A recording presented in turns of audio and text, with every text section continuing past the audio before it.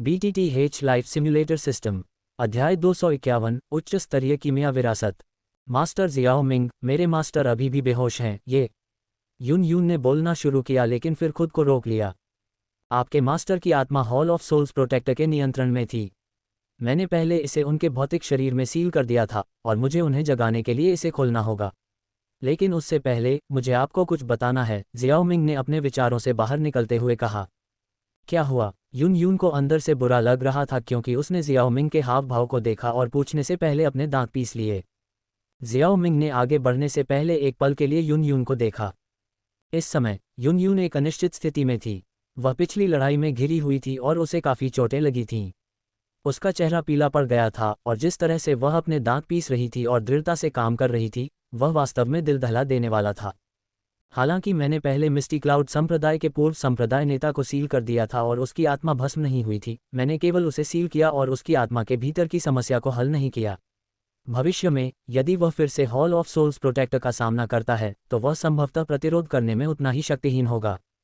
इसके अलावा चूंकि उसकी आत्मा को उसके भौतिक शरीर से निकाला गया था, भले ही मैंने उसे जल्दी से वापस सील कर दिया हो, उसके हाथ और पैर शायद कुछ समय के लिए असंयोजित हो जाएंगे, जिसका अर्थ है कि उसके पास सीमित युद्ध शक्ति होगी। जियाओ मिंग ने समझाना जारी रखा। यून शान की आत्मा केवल उसकी युद्ध शक्ति से कहीं अधिक प्रभावित हुई थी और उसे प्रभाव से पूरी तरह से उबरने में कुछ समय लगेगा। ये सुनकर यून यून को राहत महसूस हुई। हालांकि स्थिति अभी भी खराब थी, लेकिन ये जीवन के लिए खतरा नहीं थी। मास्टर जियाओ मिंग, क्या आप हॉल ऑफ सोल से गुप्त तकनीक को पूर्ववत कर सकते हैं? यून यून ने पूछा। मुझे पता लगाने की कोशिश करनी होगी, जियाओ मिंग ने उत्तर दिया। उसे पहले कभी हॉल ऑफ सोल्स की गुप्त तकनीक का सामना नहीं करना पड़ा था, इसलिए वह निश्चित रूप से नहीं कह सकता था। अगर वह इसका पता नहीं लगा पाता तो उसे प्रोटेक्टर जुबान की स्टोरेज रिंग की तलाशी लेनी पड़ती ताकि पता चल सके कि क्या ऐसा कुछ है जो इसे पूर्ववत कर सकता है। स्वाभाविक रूप से युद्ध में रक्षक जुबान को मारने के बाद उसकी भंडारण अंगूठी की रक्षा जियाओ मिंग ने की। दुर्भाग्य से रक्षक वो की मृत्यु बहुत दुखद थी और कुछ भी नहीं बचा था। जब उसने इस बारे में सोचा तो जियाओ मिंग ने आह भरी। एक डू पूर्वज शक्ति द्वारा संचित खजाने की संख्या कम नहीं होगी और यह सोचना काफी दुखद था कि वे इस तरह बर्बाद हो गए। जियाओ मिंग को आह भरते हुए देखकर यून यून ने सोचा कि वह यूनशान की आत्मा की समस्या को बहुत जटिल मान रहा है। उसने जल्दी से उसे आश्वस्त किया, मास्टर जियाओ मिंग, दबाव महसूस न करें, बस अपना सर्वश्रेष्ठ प्रदर्शन करें और इनाम। यून यून ने अपने चांदी के दांत पीसते हुए दृढ़ता से कहा, जब तक मेरे मिस्टी क्लाउड संप्रदाय के पास है, आप जो चाहें मांग सकते हैं, हम आपको निश्चित रूप से प्रदान करेंगे। ये शब्द सुनकर जियाओ मिंग ने यून यून को गहराई से देखा। उसके शब्द बहुत अस्पष्ट थे। अगर वह कुछ नहीं बल्कि किसी से कुछ मांगता तो क्या वे उसे भी सौंप देते? हालांकि जियाओ मिंग गंभीर रहा और उसने हाथ हिलाते हुए कहा, चलो पुरस्कारों के बारे में बात नहीं करते। क्या समस्या हल हो सकती है, यह अभी भी एक सवाल है। यून यून उसके शब्दों पर कड़वी मुस्कान बिखेरी। तभी एक मिस्टी क्लाउड संप्रदाय का बुजुर्ग सफ़ेद बादल मुद्रित लबादा पहने उनके पास आया। बुजुर्ग को आते देख यून यून ने अन्य बातों के बारे में सोचना बंद कर दिया और उससे पूछा, बुजुर्ग यूनजिंग, हमारे हताहतों की संख्या कितनी थी? यूनजिंग ने अपना सिर हिलाया और आह भरी, संप्रदाय के नेता, इस बार हमें भारी नुकसान उठाना पड़ा। दर्जनों साधारण शिष्य मारे गए और सैकड़ों घायल हुए। 2 बुजुर्ग युद्ध में मारे गए और बाकी सभी को विभिन्न प्रकार की चोटें आईं। सबसे गंभीर रूप से प्रथम बुजुर्ग को चोट लगी है, जिसे ठीक होने में कम से कम आधा साल लगेगा। यून यून ने पूछा, क्या आपने पहले से ही घायलों के लिए सहायता का आयोजन किया है? और वे 2 बुजुर्ग कौन थे जो मारे गए? यून डू और गूहे। यूनजिंग का चेहरा कड़वा था। यून यून चौंक गई। क्या? गूहे की मौत यून यून के लिए एक आश्चर्य की बात थी, लेकिन जब उसने उसकी युद्ध क्षमता पर विचार किया तो वह चुप हो गई। कीमियागरों को या तो बहुत मजबूत या कमजोर युद्ध शक्ति के लिए जाना जाता था। जियाओ मिंग के गुरु एल्द हुओ पूर्व के थे, जबकि फामा जैसे कीमियागर बाद के भाग थे। गूहे की स्थिति फामा के समान थी और छठी श्रेणी के कीमियागर की आत्मा स्पष्ट रूप से आत्माओं के हॉल के लिए आकर्षक थी। इसके अलावा गूहे एक डू सम्राट नहीं था, लेकिन उसे 1 के बराबर उपचार प्राप्त हुआ। 3 डू सम्राटों द्वारा घेर लिया गया, जिससे उसके लिए विरोध करना और भी मुश्किल हो गया। इसलिए गूहे की मृत्यु अपरिहार्य थी और यह एक चमत्कार था कि वह पहले नहीं गिरा। हालांकि मास्टर जियाओ मिंग ने युद्ध के बीच में जो आत्मा शरीर छोड़ा था उसके लिए धन्यवाद, मैं गूहे की आत्मा शरीर को बचाने में सक्षम था। ... जब यून यून और यूनजिंग अपने संप्रदाय के मामलों पर चर्चा कर रहे थे, जियाओ मिंग ने जियाओ यान की आकृति की खोज की और थोड़ी देर बाद उसे एक खंडहर के नीचे पाया। जियाओयान के शरीर पर कई खरोंचें थीं और वह पहले से ही बेहोश था। उसकी भुजाओं पर काले जंजीर जैसे घाव थे जो भयंकर और डरावने दोनों लग रहे थे। उसकी छाती को अभी भी ऊपर नीचे होते देखकर जियाओ मिंग ने उसे तुरंत नहीं जगाया। इसके बजाय उसने अपना हाथ हिलाया और जियाओयान की उंगली से उच्च श्रेणी की काली स्टोरेज रिंग को अपने हाथ में चूस लिया। याओ लाओ की bone flame ring. Xiao Ming ने बोन फ्लेम रिंग को उच्च स्तरीय कीमिया विरासत के लिए ले लिया जिसका वादा याओ लाओ ने उससे पहले किया था। हालांकि याओ लाओ की मृत्यु हो चुकी थी, लेकिन उसने सौदे का अपना हिस्सा पूरा कर लिया था, इसलिए उसे जो इनाम मिलना था वह उसे मिलना था। हालांकि चूंकि याओ लाओ की मृत्यु हो चुकी थी, इसलिए उसे इसे खुद लेना पड़ा। बोन फ्लेम रिंग आत्मा की सुरक्षा के साथ एक उच्च श्रेणी की भंडारण अंगूठी थी, लेकिन चूंकि याओ लाओ का निधन हो गया था, इसलिए ये केवल जियाओ यान जैसे किसी व्यक्ति के खिलाफ न्यूनतम सुरक्षा प्रदान करती थी और जियाओ मिंग की अपनी आत्मा शक्ति के खिलाफ भी कम प्रभावी थी। उसने याओ लाओ द्वारा स्थापित सुरक्षा को तोड़ने के लिए अपनी आत्मा शक्ति का उपयोग किया और जियाओ मिंग की आंखों के सामने जो दिखाई दिया वह एक विशाल स्थान था। अंतरिक्ष में सभी प्रकार की क्यू विधियां और दूर तकनीकें थीं, जुबान क्लास और डी क्लास दोनों, और जियाओ मिंग ने हवा और आग की विशेषताओं की हाई डी डू तकनीकें भी देखीं। लेकिन उसकी नज़र इन चीज़ों पर ज़्यादा देर तक नहीं टिकी। इसके बजाय वह पूरे अंतरिक्ष में खोज करता रहा जब तक कि उसे आखिरकार कीमिया विरासत नहीं मिल गई जिसका वादा याओ लाओ ने उसे गोलियों के व्यंजनों के बीच किया था। जियाओ मिंग के हाथ में एक सफ़ेद रोशनी टिमटिमाती हुई दिखाई दी और एक थोड़ा क्षतिग्रस्त हरा स्क्रॉल दिखाई दिया। इसे थोड़ा सा देखने पर उस पर 3 छोटे अक्षर लिखे हुए थे, मेडिसिन सेक्ट इनहेरिटेंस। ये सही बात होनी चाहिए। जियाओ मिंग ने बोन फ्लेम रिंग को जियाओ यान को वापस सौंप दिया। फिर उसने अपनी आत्मा की शक्ति को स्क्रॉल में डुबो दिया और एक पल के बाद उसने उत्साह के साथ अपनी आंखें खोलीं। वास्तव में स्क्रॉल में कीमिया की विरासत थी जिसका वादा याओ लाओ ने उसे किया था, और जिसने विरासत छोड़ी वह मेडिसिन सेक्ट नामक एक प्राचीन संप्रदाय था। इस विरासत ने विभिन्न कीमिया तकनीकों की व्यापक व्याख्याएं प्रदान की, लेकिन एकमात्र कमी ये थी कि कुछ भाग अस्पष्ट थे, संभवतः गिरावट के कारण। विरासत का स्तर जितना ऊंचा होता गया, कुछ भाग उतने ही अधिक भ्रमित होते गए, और वहां कुछ भी नहीं था जहां 9वीं स्तरीय विरासत होनी चाहिए। अभी के लिए ये पर्याप्त से अधिक है। एक बार जब मैं इस विरासत को आत्मसात कर लूंगा और मेरी आत्मा शक्ति पर्याप्त हो जाएगी, तो 8वीं स्तरीय कीमियागर तक जल्दी पहुंचना केवल एक पाइप सपना नहीं होगा। अध्याय 252 प्रस्थान। खांसी। जैसे ही जियाओ मिंग ने स्क्रॉल की जांच की, जियाओ यान ने अपनी आंखें खोलने से पहले हल्की खांसी की। तुम जाग रहे हो। जियाओ यान की हरकत को देखते हुए जियाओ मिंग ने अपने स्टार रिंग में हाई लेवल कीमिया इनहेरिटेंस को संग्रहित किया। यहाँ क्या हुआ? जियाओ यान, जो अभी अभी जागा था, उसका सिर थोड़ा चक्कर खा रहा था और उसका पूरा शरीर दर्द कर रहा था। अपनी खुद की स्टोरेज रिंग से हीलिंग पिल निकालने और उसे पीने के बाद ही उसे थोड़ा बेहतर महसूस हुआ। हॉल ऑफ सोल्स प्रोटेक्टर को हरा दिया गया है। आपको अब भाग जाना चाहिए, जबकि मिस्टी क्लाउड सेक्ट के पास आपकी देखभाल करने का समय नहीं है। आपके लिए जियामा साम्राज्य में रहना सुरक्षित नहीं है। शायद आप पहले अपने 2 बड़े भाइयों की तलाश कर सकें। जियाओ मिंग के शब्दों को सुनकर जियाओ यान को आखिरकार सब कुछ याद आ गया और उसने जल्दी से चारों ओर देखा, लेकिन वह परिचित आकृति नहीं दिखी। जियाओ यान का शरीर अचानक जम गया और उसने अपना सिर उठाया और जियाओ मिंग को घूरने लगा। उसकी आवाज़ कांप रही थी और उसने पूछा, मेरे गुरु कहाँ हैं? वे चले गए हैं। जियाओ मिंग ने शुष्कता से उत्तर दिया, वे चले गए हैं। ये सुनकर जियाओ यान मंत्रमुग्ध हो गया, मानो वह इसे स्वीकार नहीं कर पा रहा था। तुम्हारा क्या मतलब है, चले गए? वे मर चुके हैं, जियाओ मिंग ने स्पष्ट रूप से कहा। मर गए? इस समय जियाओ यान की पुतलियां तेजी से सिकुड़ गईं। असंभव, मेरे गुरु अविश्वसनीय रूप से शक्तिशाली हैं, वे कैसे मर सकते हैं? तुम मुझसे झूठ बोल रहे हो, है ना? जियाओ यान को वास्तविकता को स्वीकार करने से इनकार करते हुए देखकर जियाओ मिंग ने कहने से पहले अपना सिर हिलाया। मुझ पर विश्वास करना या न करना तुम्हारी मर्जी है, लेकिन समझ लो कि मेरे पास तुमसे झूठ बोलने का कोई कारण नहीं है। तुम्हें अभी पहाड़ से नीचे उतरना चाहिए, जबकि मिस्टी क्लाउड सेक्ट व्यस्त है और तुम्हारे साथ परेशान होने का समय नहीं है। जियाओ मिंग की गंभीर अभिव्यक्ति को देखते हुए जियाओ यान वास्तविकता को स्वीकार करने से पहले एक पल के लिए जम गया। फिर उसने बहुत गुस्से से पूछा, क्या तुमने नहीं कहा था कि तुम मेरी और मेरे गुरु की रक्षा करोगे? अरे, मैंने ऐसा नहीं कहा। जियाओ मिंग ने सीधे जियाओ यान को टोका। मैंने सिर्फ इतना कहा था कि मैं सुनिश्चित करूंगा कि तुम सुरक्षित रूप से पहाड़ से निकल जाओ। जहां तक आदरणीय याओ चेन की बात है, वह मेरी सुरक्षा की सीमा में नहीं थे। जियो यान ने जवाब सुनकर मुंह खोला। उसकी लाल आंखें बोन फ्लेम रिंग को एक पल के लिए घूरती रहीं, फिर उसने फिर चिल्लाया, मुझे बताओ कि मेरे गुरु की मृत्यु कैसे हुई और काले कोहरे में लिपटे व्यक्ति के पीछे कौन सी शक्ति है?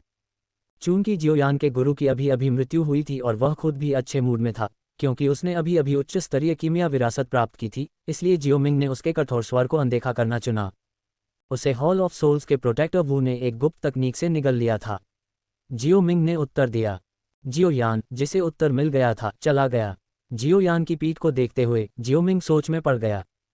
जियोयान के लिए याओ लाओ के बिना बड़ा होना अविश्वसनीय रूप से कठिन था, और अगर उसने अपने उस आवेगी व्यक्तित्व को नहीं बदला तो जल्द या बाद में वह दूसरों के हाथों मर जाएगा। इसके अलावा ऐसा लग रहा था कि जियोयान हॉल ऑफ सोल्स के साथ परेशानी मोल लेना चाहता था। तसक। जियाओ मिंग सिर्फ इतना ही कह पाया कि वह अपने दुर्भाग्य की तलाश में था। मास्टर जियाओ मिंग, जिया जिंगतियान, हेबोडोंग और युन युन ने उसे एक बार फिर घेर लिया। हेबोडोंग सबसे पहले बोला, मास्टर जियाओ मिंग, मैं सबसे पहले जा रहा हूँ, इसलिए मैं आपको विदा देने आया हूँ। अगर आपको मौका मिले तो भविष्य में अक्सर मितिर परिवार में मुझसे मिलने आएं। ये कहने के बाद हेबोडोंग ने अपनी चोटों को अनदेखा किया और अपने दुखी पंख फैलाए सीधे शाही राजधानी की दिशा में उड़ गया। जियाओ मिंग की अभिव्यक्ति अजीब लग रही थी। ऐसा क्यों लग रहा था कि हेबोडोंग भाग रहा था? यहाँ कोई उसे खाने वाला नहीं था, है न? हाँ, वह बूढ़ा आदमी मेडुसा से वाकई डरता है। अब जब उसने देखा कि मेडुसा अभी भी यहाँ है तो वह स्वाभाविक रूप से भाग गया। जिया जिंगतियान ने मेडुसा की ओर इशारा किया, जो जियान के बगल में गंजे स्नैक पीपल जनजाति के ग्रैंड कमांडर की लाश उठा रही थी। कोई आश्चर्य नहीं, जियाओ मिंग की आंखें सिकुड़ गईं। फिर उसने कहा, एक संरक्षक के रूप में क्या आप मेडुसा को निष्कासित नहीं करने जा रहे हैं, एल्डर जिया? जियाओ मिंग के शब्दों को सुनकर जिया जिंगतियान ने एक कड़वी मुस्कान निकाली और कहा, हमने अभी अभी कंधे से कंधा मिलाकर लड़ाई की है, इसलिए मुझे डर है कि अब उस पर हमला करना अच्छा नहीं होगा। दरअसल कारण इतना सरल नहीं था। अभी अभी हुई लड़ाई में सभी को काफ़ी चोटें लगी थीं और अभी सबसे महत्वपूर्ण बात यह थी कि वे जल्दी से ठीक हो जाएं। इसके अलावा जियाओ मिंग के साथी के साथ मेडुसा के घनिष्ठ संबंध ने भी उसे कोई भी जल्दबाजी वाला कदम उठाने से हिचकिचाहट में डाल दिया। जियाओ मिंग ने समझने में सिर हिलाया और पूछा, तो फिर तुम भी चले जाओगे, है न? आपने सही अनुमान लगाया, मास्टर जियाओ मिंग, लेकिन उससे पहले मैं ज़ोंग ब्रेकिंग पिल के मामले के बारे में बात करना चाहूँगा। क्या आप इतनी जल्दी में हैं? आप कह सकते हैं कि यह थोड़ा ज़रूरी है। जिया जिंगतियान का चेहरा थोड़ा शर्मिंदा था। ऐसा नहीं था कि वह चिंतित था, ये सिर्फ इसलिए था क्योंकि अब जियामा साम्राज्य के पास कई डू पूर्वज थे जबकि शाही परिवार के पास कोई नहीं था, और अगर यह जारी रहा तो शाही परिवार की प्रतिष्ठा को चुनौती दी जाएगी। इसके अलावा आज डू पूर्वज स्तर की लड़ाई देखने के बाद उसने पाया कि सिर्फ एक डू पूर्वज ही पूरे जियामा शाही परिवार को आसानी से नष्ट करने के लिए पर्याप्त था। मैं समझता हूँ, जियाओ मिंग ने अपनी समझ व्यक्त की, और इसके बारे में सोचने के बाद उसने अपने स्टोरेज रिंग के अंदर से एक गोली की बोतल निकाली और उसे सौंप दिया। यह ज़ोंग ब्रेकिंग पिल है। जिया जिंगतियान बहुत खुश हुआ। धन्यवाद, मास्टर जियाओ मिंग। इनाम के लिए बस उस याओ ये लड़की से सीधे इसका जिक्र करें और मैं उसे आपके सभी अनुरोधों को पूरा करने का निर्देश दूंगा। ये शब्द कहने के बाद जिया जिंगतियान उड़ गया। इस बार मिस्टी क्लाउड संप्रदाय में कई शक्तिशाली लोग मारे गए थे, इसलिए उसे वापस जाकर उसका ख्याल रखना था। फिर वह सीधे डू पूर्वज तक पहुंचने के लिए खुद को अलग कर लेगा। मास्टर जियाओ मिंग, क्या आपके पास मेरे मास्टर से मिलने का समय है? जब उसने देखा कि सभी लोग चले गए हैं तभी युन युन ने अपना उद्देश्य बताने के लिए अपना मुंह खोला। वह चाहती थी कि जियाओ मिंग उसके मालिक की मुहर खोल दे। हाँ, चलो। जियाओ मिंग इस मामले को मना नहीं करेगा, इसलिए वह सीधे युनशान के पास गया और कुछ हाथ की मुहरें बना दी। तुरंत एक अदृश्य ज्वाला उसके हाथ में लौट आई और उसकी हथेली की एक लहर के साथ ज्वाला गायब हो गई। अपनी हरकतों के अंत में युनशान की आंखें, जो बंद रह गई थीं, तुरंत खुल गईं, और पहली चीज जो उसकी आंखों में आई वह बर्बाद संप्रदाय था। युनर, क्या हुआ? संप्रदाय को ऐसी हालत में देखकर युनशान को लगा कि वह क्रोध से बेहोश होने वाला है। युन युन ने जल्दी से उसे उठाने में मदद की और फिर उसे सब कुछ बताया जो हुआ था। युन युन की व्याख्या सुनने के बाद युनशान ने एक आह भरी। इस बार मिस्टी क्लाउड संप्रदाय को बहुत बड़ा नुकसान हुआ और इस परिणाम के लिए उसकी एक अपरिहार्य जिम्मेदारी थी। लेकिन अभी इस पर विलाप करने का समय नहीं था और युन युन की मदद से वह झुकने से पहले जियोमिंग की ओर मुड़ा और कहा, इस बार हमारी मदद करने के लिए धन्यवाद, मास्टर जियोमिंग। अगर भविष्य में आपको किसी चीज़ की ज़रूरत होगी तो हम बिना किसी हिचकिचाहट के ज़रूर करेंगे। अगर ज़रूरत पड़ी तो मैं संकोच नहीं करूंगी, जियाओ मिंग ने मुस्कुराते हुए कहा। यह उचित ही है, लेकिन मेरी आत्मा के लिए मैंने अभी जांच की है और मुझे अभी तक कोई समाधान नहीं मिला है। मैं इस बारे में कुछ समय सोचूंगी। आप कुछ दिनों में मेरे निवास पर आ सकते हैं। आपकी परेशानी के लिए धन्यवाद, गुरु। सफ़ेद कपड़े पहने एक सुंदर आकृति जियाओ मिंग के बगल में शानदार ढंग से उतरी। उसकी परी जैसी शक्ल और पतली कमर से पता चला कि जो व्यक्ति आया था वह जियाओ यीजियान था। जियाओ मिंग के बगल में उतरते ही उसने सबसे पहले वही किया जो जियान ने किया था। उसके पतले हाथ जियाओ मिंग के शरीर को टटोलने लगे और उसने चिंतित होकर पूछा, जियाओ मिंग, तुम्हें चोट तो नहीं लगी है ना? मुझे कोई गंभीर चोट नहीं लगी है। तुम्हें बार बार जांच करने की कोई ज़रूरत नहीं है, जियाओ मिंग ने असहाय होकर कहा। ईमानदारी से कहूँ तो अगर उसे नहीं पता होता कि जियाओ यीजियान और जियान वास्तव में उसके बारे में चिंतित हैं और उनके दोनों हाथ एक दूसरे को छू रहे हैं, तो जियाओ मिंग को लगता कि वे जानबूझकर उसका फ़ायदा उठा रहे हैं। जियाओ यीजियान को ऊपर से नीचे तक देखने और यह जांचने के बाद कि उसे चोट तो नहीं लगी है, जियाओ मिंग ने पूछा, सीनियर याओ कहाँ है? वह भयंकर आत्मा को इकट्ठा करने के लिए रह गया था।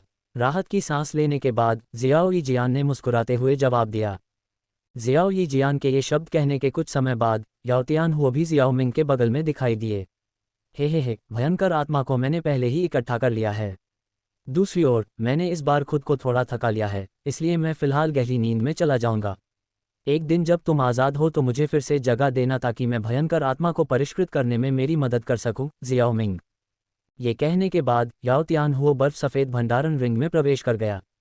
अपनी उंगली पर भंडारण रिंग को फिसलाते हुए जियाओ मिंग ने चारों ओर देखा। फिर उसने जियान को इशारा किया और कहा, जियान, जाने का समय हो गया है। अध्याय 253 उग्र आत्मा को परिष्कृत करना।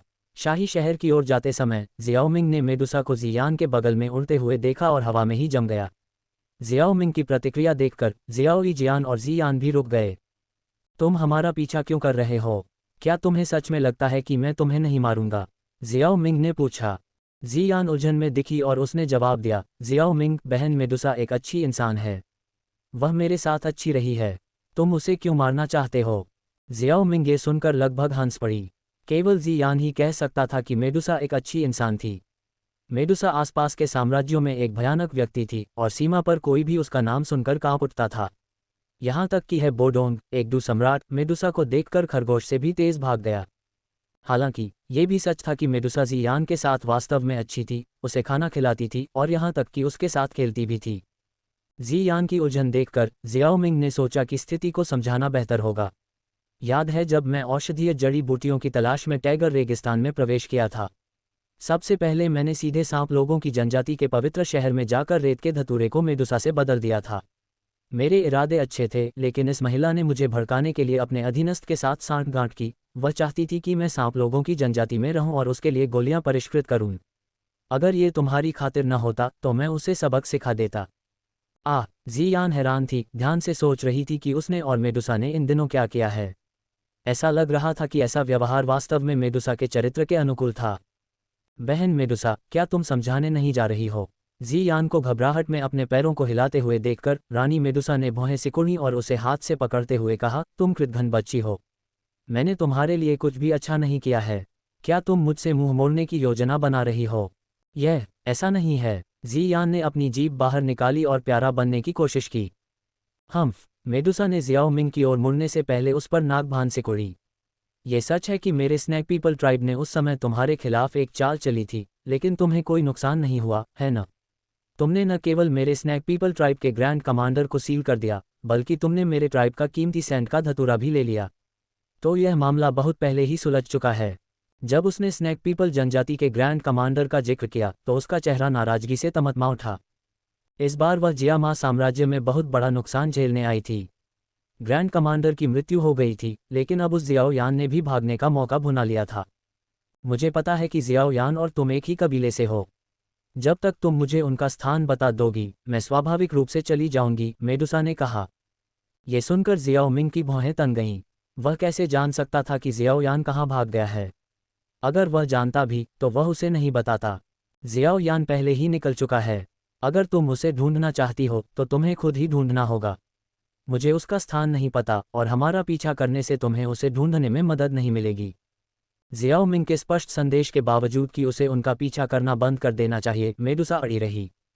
सबसे पहले उसे नहीं पता था कि जियाओ यान कहाँ गया है, और दूसरी बात, अगर वह उसे ढूंढना भी चाहती तो उसे खोजने के लिए शाही राजधानी जाना पड़ता, जहां जियाओ यान एक उड़ने वाले जादुई जानवर पर यात्रा कर रहा होता।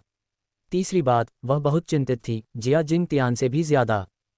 टैगर रेगिस्तान, जहां सांप लोग जनजाति स्थित थी, एक कठोर वातावरण था जो 4 साम्राज्यों से घिरा हुआ था, और रानी का पद संभालने से पहले इन साम्राज्यों ने अक्सर उनके खिलाफ युद्ध छेड़ा था, जनजाति की महिलाओं का अपहरण करके उन्हें गुलाम बनाया था।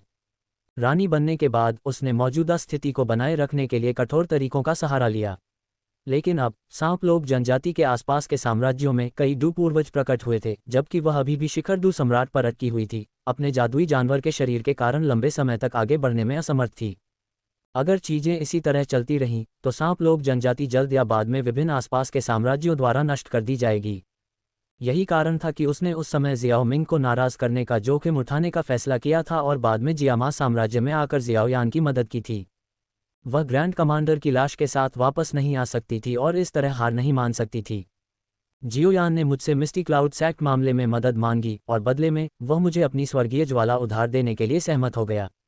अब जब मैं उसे नहीं ढूंढ सकता तो क्या तुम्हें एक कबीले के सदस्य के रूप में जिम्मेदारी नहीं लेनी चाहिए? हे, तुम क्या चाहते हो? जियाओ मिंग ने अपनी आंखें सिकोड़ लीं।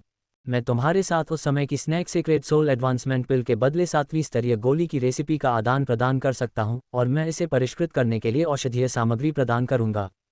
हालांकि उसने जिम्मेदारी लेने की बात की, फिर भी मेडुसा ने एक विनिमय का सुझाव दिया, अभी भी उस गोली के लिए तरस रही थी। मैं इसे परिष्कृत नहीं कर सकता, भले ही तुम सामग्री प्रदान करो। जियाओ मिंग ने हताश होकर उत्तर दिया।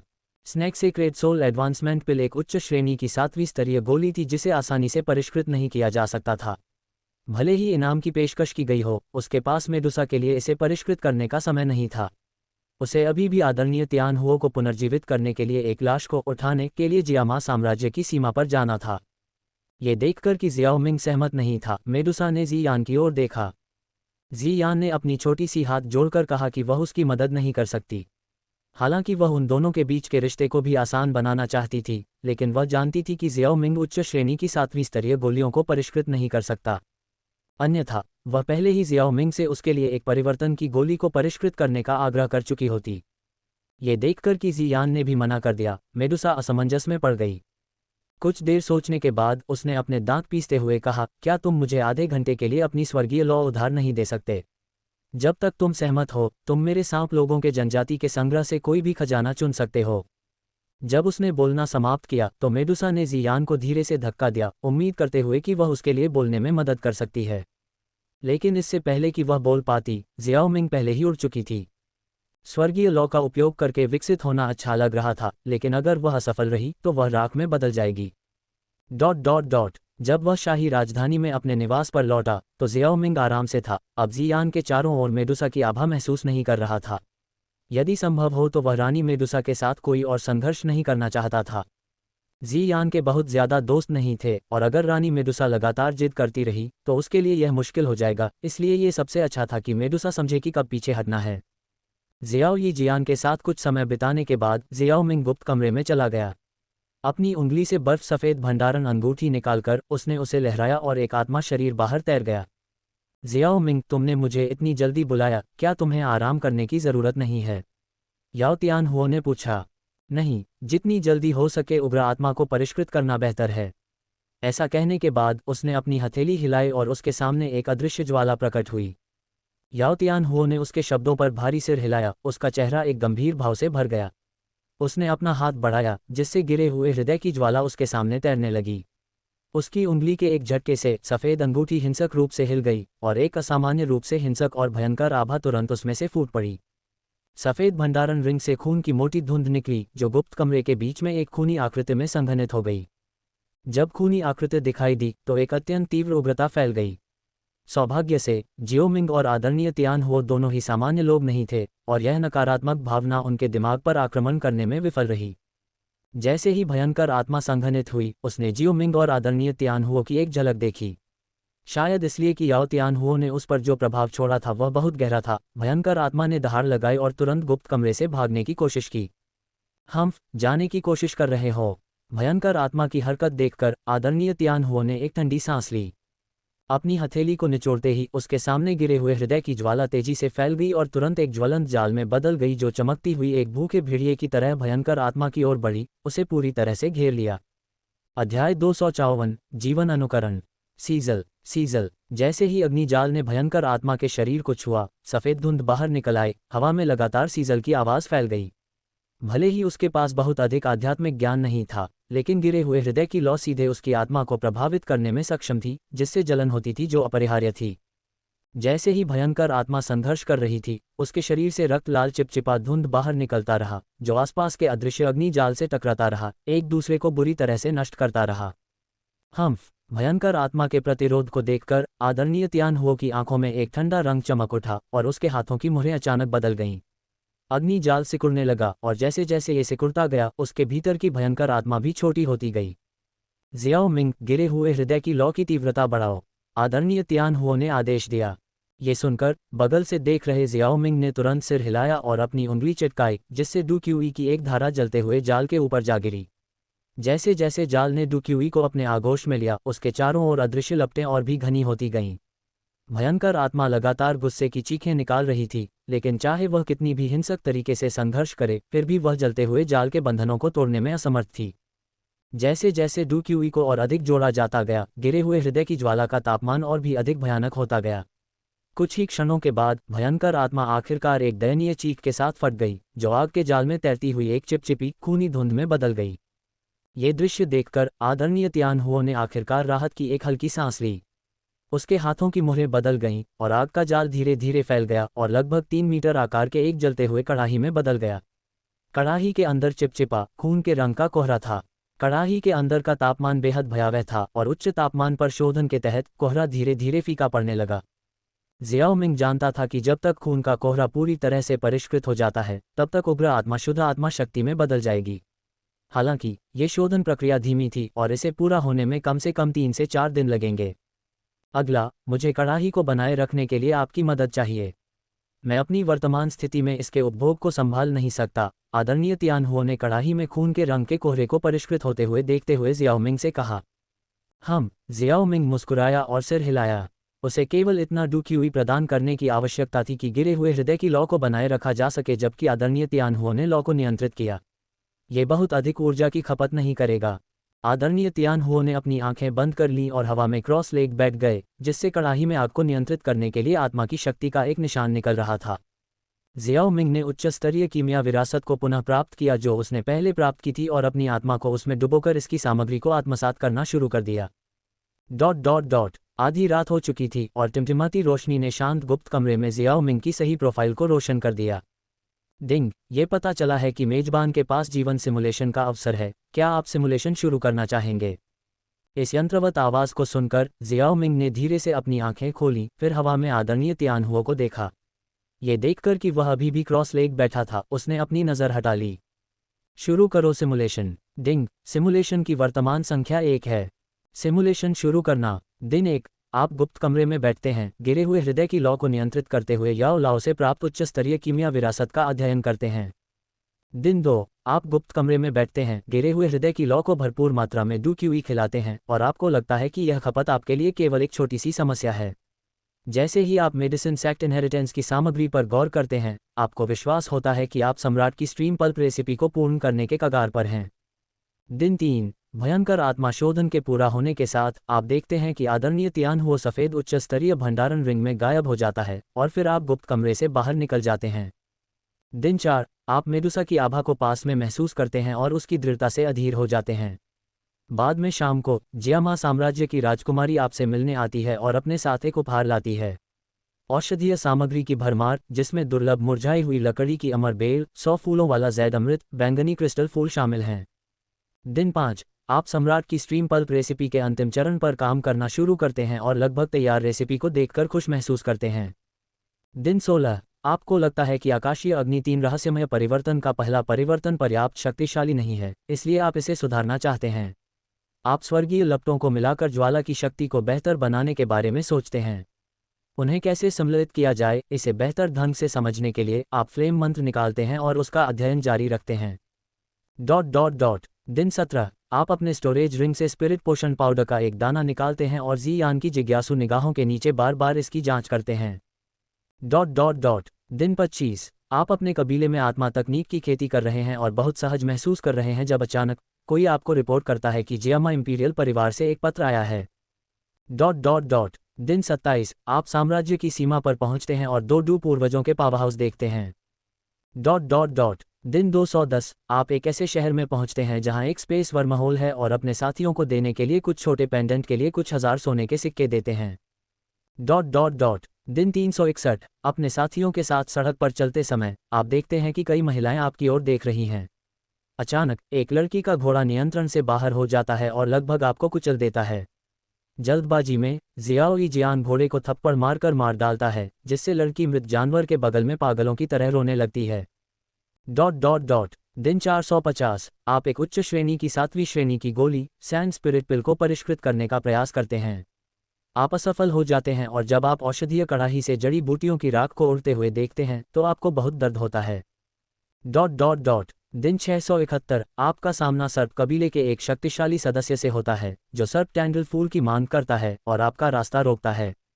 चेतावनियों पर ध्यान न दिए जाने पर आपकी आंखों में अधीरता झलकती है, जिसके कारण आप उस पर हमला करते हैं और उसे घायल कर देते हैं। जब उसके पिता आते हैं तो वह आपकी जान लेने की धमकी देता है और आप उसे एक थप्पड़ मारते हैं जिससे उसका सिर टेढ़ा हो जाता है। दिन 700 आपका सामना एक छठे दर्जे के जादुई जानवर से होता है जो सड़क को अवरुद्ध करता है और विवाहित महिलाओं को जबरन पकड़ता है। इसे सहन करने में असमर्थ आप जानवर को मार देते हैं। दिन 900 आपकी साधना एक अड़चन पर पहुंच जाती है और एक दिन के प्रशिक्षण के बाद आपको पता चलता है कि आपकी ताकत में कोई खास वृद्धि नहीं हुई है। दिन 1261 अपनी ताकत को बेहतर बनाने के प्रयास में आप जियाओ यी जियान और किंग लिन के साथ डू वेनेरेट खंडहर का पता लगाते हैं। दिन 1262 अन्वेषण के दौरान आपको कोई प्रतिद्वंद्वी नहीं मिलता। दिन 1263 आपको 4 रंगों वाली 8वीं श्रेणी की गोली मिलती है जिसे आत्मा शुद्धिकरण तरल के रूप में जाना जाता है। अध्याय 255 सिमुलेशन का अंत। दिन 1305 आपको सेंट्रल प्लेन्स के उत्तरी क्षेत्र में हेवनली माउंटेन ब्लड पूल के खुलने का पता चलता है। आप अपने बगल में किंग लिन को देखते हैं और उसके साथ हेवन आई माउंटेन रेंज की ओर तेजी से बढ़ते हैं।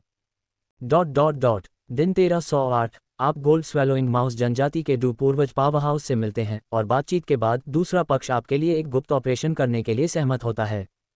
दिन 1405 आपकी प्रसिद्धि सेंट्रल प्लेन्स में फैलने लगती है और लोग आपके दरवाजे पर आकर आपसे उनके लिए गोलियां परिष्कृत करने के लिए कहते हैं। दिन 1785 विशेष चैनलों के माध्यम से आप 7वें रैंक के sky poison dragon scorpion beast का मॉन्स्टर कोर प्राप्त करते हैं और जियाओ यी जियान के भयानक जहर शरीर के लिए जहर की गोली को परिष्कृत करने की तैयारी शुरू करते हैं। दिन 1788 आप सुबह उठते हैं और एक कटोरी बेहतरीन दलिया का स्वाद लेते हैं जिसमें गोजी बेरी, एस्ट्रेगुलस रूट और दालचीनी की छाल जैसी दुर्लभ औषधीय जड़ी बूटियां और मसाले मुख्य सामग्री के रूप में शामिल हैं। ये स्फूर्तिदायक व्यंजन आपको ऊर्जावान और संतुष्ट महसूस कराता है। इसके तुरंत बाद आप एक आकर्षक चोंगसम पहने हुए जियो यी जियान की मोहक निगाहों से मिलते हैं और आप दोनों चुपके से अपने कमरे में चले जाते हैं। दिन 1800 आप एक 7वें स्तर की गोली स्वर्ग के कोर भालू पित्ताशय की गोली को परिष्कृत करते हैं और इसके पूरा होने के बाद आकाश में गड़गड़ाहट होती है और आपके स्काई डेमन पपेट ने इसे पकड़ लिया। दिन 2220 आप आत्माओं के हॉल के एक रक्षक से मिलते हैं जो एक आत्मा के शव को पकड़ने की प्रक्रिया में है। बिना किसी हिचकिचाहट के आप उसे आसानी से मार देते हैं। दिन 2445 आप ड्रैगन फीनिक्स मूल फल पर अपनी नज़रें टिकाते हैं। दिन 2557 मैग्मा वर्ल्ड में स्वर्ग और पृथ्वी के खजानों की खोज करते समय आप एक प्राकृतिक संरचना में फंस जाते हैं जो मौलिक आत्माओं से भरी हुई है। दिन 2560 कई दिनों के गहन अवलोकन के बाद आप एक एपिफेनी का अनुभव करते हैं और अपनी खुद की हाई डी डू तकनीक बनाते हैं, फायर स्पिरिट अवतार। इस डू तकनीक को अग्नि तत्व उधार लेकर परिष्कृत किया जा सकता है, जिसके परिणामस्वरूप एक अवतार होता है जिसमें पूर्ण होने पर आपके मुख्य शरीर की 90% शक्ति होती है।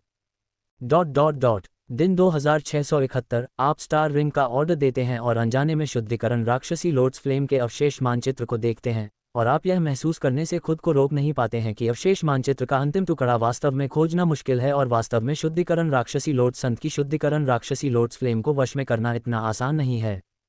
दिन 2910 आप पिल टॉवर द्वारा आयोजित आगामी पिल गैदरिंग में भाग लेने के लिए पिल दायरे की यात्रा करते हैं।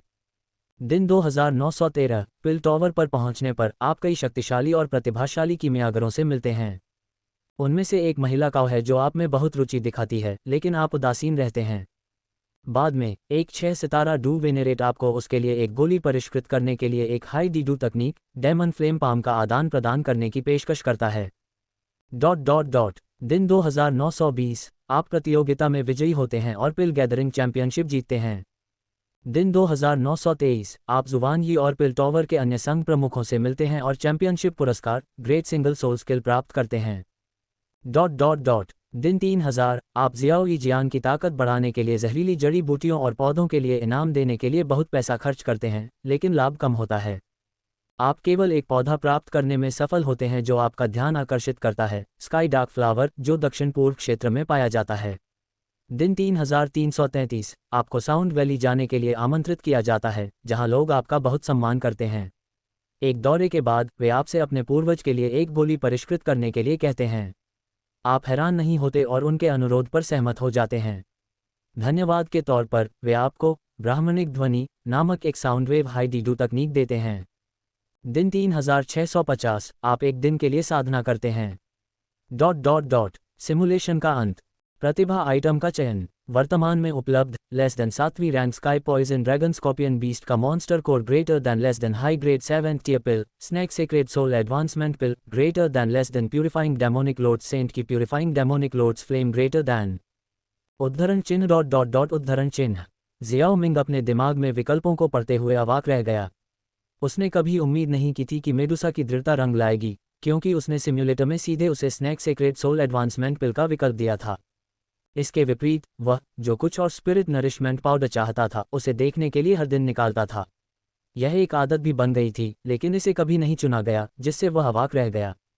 तीसरा विकल्प सबसे लुभावना था, शुद्ध करने वाला राक्षसी कमल ज्वाला, जो कि प्रसिद्ध शुद्ध करने वाले राक्षसी कमल संत का था। हालांकि जियाओ मिंग इसे चुनने से बेहतर जानता था। इसके अधिग्रहण का परिणाम जियाओ कबीले के पूर्वज रक्त रंगीन कुल्हाड़ी जियाओ चेन के समान भाग्य होगा, जो 4 सितारा डू संत होने के बावजूद अभी भी राक्षसी ज्वाला क्षेत्र में कैद था। जहां तक अंतिम विकल्प की बात है तो ये कहा जाना चाहिए कि उच्च श्रेणी की 7वीं स्तरीय गोली का मूल्य 7वीं रैंक के राक्षस कोर से अधिक था। एक आह के साथ उसने बिना किसी हिचकिचाहट के अपनी पसंद की और 7वीं रैंक के राक्षस कोर का चयन किया। ये सही है, 7वीं रैंक का राक्षस कोर। ये सच था कि सांप पवित्र आत्मा उन्नति गोली वास्तव में एक अच्छी चीज थी। इसका उपयोग मेडुसा के अलावा अन्य सांप प्रकार के जादुई जानवरों द्वारा किया जा सकता है, और जब वह अधिक उन्नत सर्प जादुई जानवर कबीले में जाता है तो इसे निश्चित रूप से अच्छी कीमत पर बेचा जा सकता है। लेकिन अभी जियो ई जियान को अभी भी 7वें रैंक के राक्षस कोर की आवश्यकता थी, और अगर जियो मिंग कुछ भी चुनता है तो वह उसके करीबी लोगों पर आधारित होगा। सिम्युलेटर, मैं 7वें रैंक के sky poison dragon scorpion beast के राक्षस कोर को चुनता हूं। जैसे ही जियोमिंग के शब्द गिरे, एक खून के रंग का मुट्ठी के आकार का क्रिस्टल अचानक हवा में चमक उठा। अपनी हथेली को कसकर जियाओमिंग ने इस रक्त रंग के क्रिस्टल को अपने हाथ में पकड़ा और इसके भीतर उग्र ऊर्जा को महसूस किया, और जियाओमिंग की आंखों में एक मुस्कान चमक उठी। इस वस्तु के साथ जियाओ ई जियान की ताकत फिर से बढ़ सकती थी। उसकी हथेली में एक सफ़ेद रोशनी चमकी और 7वीं रैंक का मॉन्स्टर कोर गायब हो गया। जिस क्षण उसने मॉन्स्टर कोर प्राप्त किया, उस क्षण से लेकर जिस क्षण उसने इसे अपनी अंगूठी में डाला, ये केवल एक पल था। हवा में आदरणीय तियान हुओ ने जियाओ मिंग की हरकतों के बारे में कुछ भी नहीं देखा। 3 दिन बाद सुबह गुप्त कमरे में बंद आंखों वाले 2 लोगों ने लगभग एक साथ अपनी आंखें खोली और हवा में कड़ाही की ओर देखा। अंदर का चिपचिपा रक्त रंग का कोहरा पूरी तरह से फैल गया था, जिसकी जगह एक अराजक गैस ने ले ली थी, जिसमें जियाओ मिंग को एक मजबूत आत्मा शक्ति महसूस हुई। आखिरकार इसे सफलतापूर्वक परिष्कृत किया गया है। आदरणीय तियान हुओ ने अदृश्य रंगहीन गैस को देखा और उसकी आंखों में उत्साह की एक चमक उठी, और फिर अपनी हथेली की एक लहर के साथ कड़ाही अपने आप ढह गई और एक अदृश्य लौ में बदल गई, जो जियाओ मिंग की ओर बढ़ रही थी और उसके शरीर में प्रवेश कर गई। आदरणीय तियान हुओ के पास पहुंचने के बाद अराजक गैस का द्रव्यमान सीधे एक घूंट में उसके द्वारा निगल लिया गया। फिर उसका शरीर कांप उठा और वह एक सफ़ेद रोशनी में बदल गया, जो सफ़ेद भंडारण वलय में प्रवेश कर गई। हाँ, जियाओ मिंग, मैं इस महान उपकार को नहीं भूलूंगा। जब मैं इस आत्मा शक्ति को पूरी तरह से अवशोषित कर लूंगा तो मैं तुम्हें चुका दूंगा। इसके अलावा इसे अवशोषित करने में मुझे थोड़ा समय लग सकता है, इसलिए मैं इस बीच तुम्हारी मदद नहीं कर पाऊंगा। आदरणीय तियान हुओ की हंसी सुनकर जियाओ मिंग भी मुस्कुराया और अपना सिर थोड़ा हिलाया। इससे कोई फर्क नहीं पड़ता कि आदरणीय तियान हुओ थोड़े समय के लिए एकांत में रहेंगे या नहीं, उन्हें साम्राज्य की सीमा पर आने वाले कुछ डू पूर्वजों से निपटने के लिए उनकी मदद की आवश्यकता नहीं होगी। याओ तियान हो अभी जो मदद दे सकते थे वह सीमित थी और एकांत से बाहर आने के बाद ही यह उनके लिए बहुत मददगार साबित होगी। चरमराहट। जैसे ही गुप्त कमरे का दरवाज़ा धीरे धीरे चरमराते हुए खुला, जियाओ मिंग सुबह के सूरज की रोशनी में बाहर निकल आया। उसका दिल तेजी से धड़क रहा था जब उसने देखा कि जियाओ यीजियान एक कुर्सी पर शांति से बैठी हुई है, उसकी आंखें ध्यान में बंद हैं। सूरज की रोशनी की कोमल किरणों से घिरे उसके नाजुक चेहरे को देखकर उसकी सांसें थम सी गईं। उसके लंबे बहते हुए बैंगनी बाल रोशनी में रेशम की तरह चमक रहे थे और उसके होठों की कोमल वक्रता उसे और करीब लाने के लिए प्रेरित कर रही थी। जैसे ही वह उसके करीब आया, जियाओ यीजियान को कुछ महसूस हुआ और उसने सहज रूप से अपनी आंखें खोलीं। उसकी नज़र तुरंत उस पर टिक गई। उसके नाजुक चेहरे पर आश्चर्य का एक क्षण भर का पल आया, उसके बाद खुशी की एक स्पष्ट झलक ने उसकी आंखों को रोशन कर दिया। एक पल के लिए वे बस एक दूसरे को देखते रहे, एक दूसरे की निगाहों में खोए रहे। अंत में, और अधिक विरोध करने में असमर्थ, जियाओ मिंग ने उनके बीच की शेष दूरी को कम किया और धीरे से अपने होठों को उसके होठों से छुआ। पहले तो यह एक कोमल और अस्थायी चुंबन था, लेकिन जैसे जैसे उनका जुनून बढ़ता गया, ये और भी तीव्र और ज़रूरी होता गया। उसके शरीर की गर्माहट उसके शरीर से दब गई और वे उस पल में खो गए। अध्याय 256 युन शान का इलाज। कुछ समय बाद जियाओ यीजियान और जियाओ मिंग अनिच्छा से अलग हो गए। उनकी सांसें अभी भी फूल रही थीं और उनके बीच क्रिस्टलीय रेशम का एक हल्का धागा दिखाई दिया।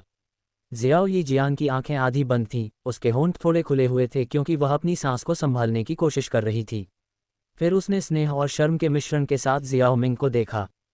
तुम बहुत मतलबी हो, तुम चुपके से मेरे पास आए और मुझे चौंका दिया। जियाओ मिंग की आंखें शरारती ढंग से चमक उठीं जब उसने जवाब दिया, तुम अभी कुछ पल पहले बिल्कुल भी शिकायत नहीं कर रही थी, जियानर।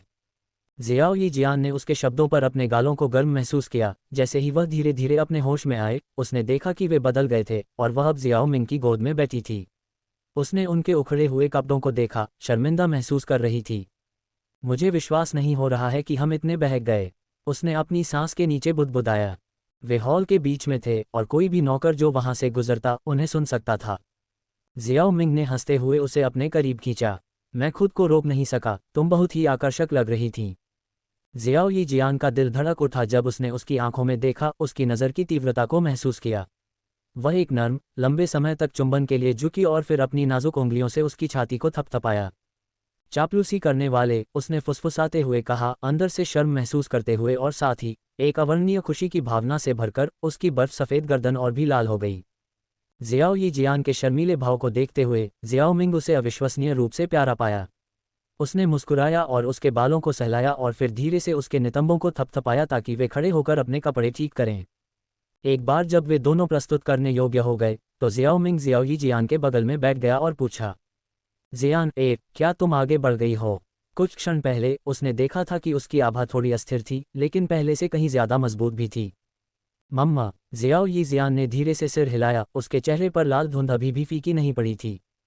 3 दिन पहले भयंकर आत्मा से लड़ने के बाद मैंने तब सफलता पाई जब मुझे लगा कि बाधा थोड़ी कम हो गई है। उसे इतनी आसानी से सफलता के बारे में बोलते हुए सुनकर जियाओ मिंग केवल व्यंगपूर्वक मुस्कुरा सकता था। अब जबकि जियाओ यीजियान की ताकत 3 सितारा डू पूर्वज तक पहुंच गई थी, ये स्पष्ट नहीं था कि जहर की गोली से इसे किस हद तक बढ़ाया जा सकता है। लेकिन वह जल्दबाजी नहीं करना चाहता था। जियाओ यीजियान की तेजी से प्रगति नेदर जहर की लौ के अवशिष्ट प्रभावों के कारण थी, जो समय के साथ कमज़ोर हो जाएगी। जब ये अवशिष्ट प्रभाव कमज़ोर हो जाएंगे तो इसका उपयोग करने में देर नहीं होगी। इसके अलावा वह बिना किसी अच्छे स्पष्टीकरण के स्काई जहर ड्रैगन बिच्छू जानवर के राक्षस कोर को बाहर नहीं निकाल सकता था, इसलिए उसने उपयुक्त समय का इंतजार करना पसंद किया। सोचो, जी यान कहाँ है? जियाओ मिंग ने इधर उधर देखा और तभी उसे एहसास हुआ कि जी यान कहीं नहीं दिख रही थी। जियाओ यीजियान ने उसकी ओर देखा और अपनी आंखें घुमाईं, खुद से सोच रही थी कि यह बदबूदार आदमी बिना ये देखे कि आसपास कोई और है या नहीं, शरारती हरकतें करने के लिए इतनी चुपके से उसके पास आया। मुझे नहीं पता, वह शायद खेलने के लिए बाहर गई होगी। हालांकि वह लंबे समय से एकांत से बाहर नहीं आई थी और उसे ठीक से पता नहीं था कि जियान कहाँ गया था। साथ में इतना समय बिताने के बाद उसे जियान के चरित्र की पर्याप्त समझ थी। उसके और जियाओ मिंग के एकांत में रहने और जियान के शांत न बैठ पाने की अक्षमता के कारण उसे खेलने के लिए बाहर जाना चाहिए था।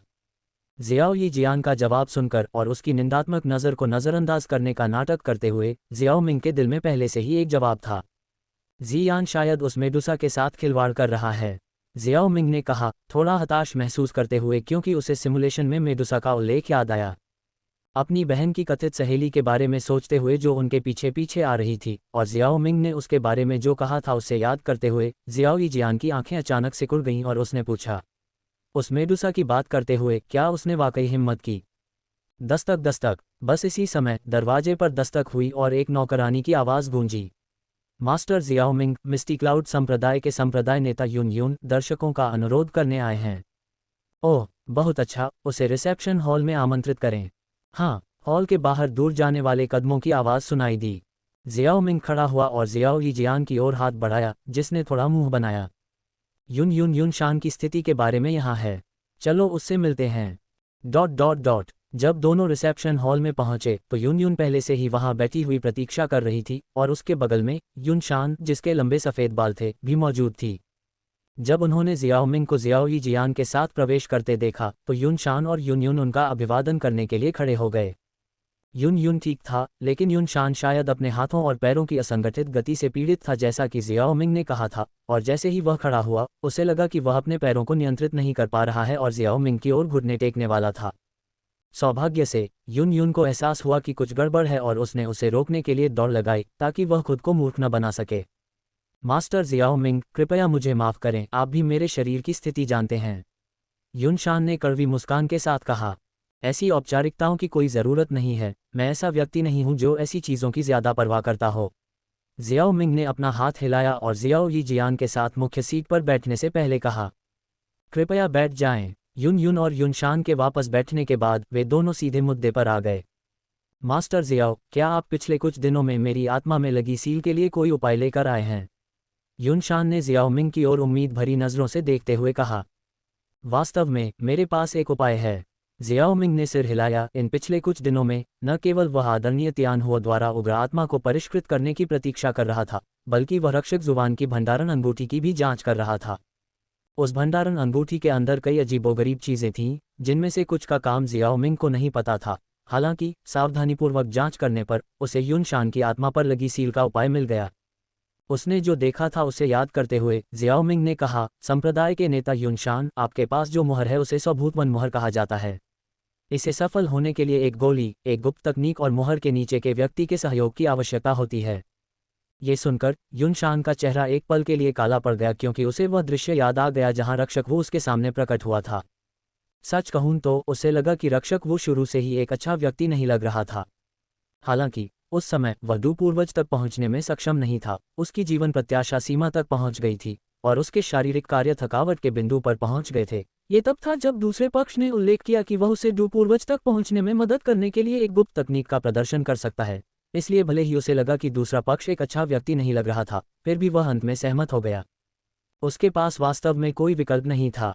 अगर यह जियाओ मिंग के लिए नहीं होता तो उसके अलावा पूरे मिस्टी क्लाउड संप्रदाय को कुछ वर्षों में दूसरे पक्ष द्वारा काटा गया होता और वह मिस्टी क्लाउड संप्रदाय का पापी बन गया होता। ये सोचकर युन शान ने एक कड़वी मुस्कान दिखाई। कृपया मेरी सहायता करें मास्टर जियाओ मिंग।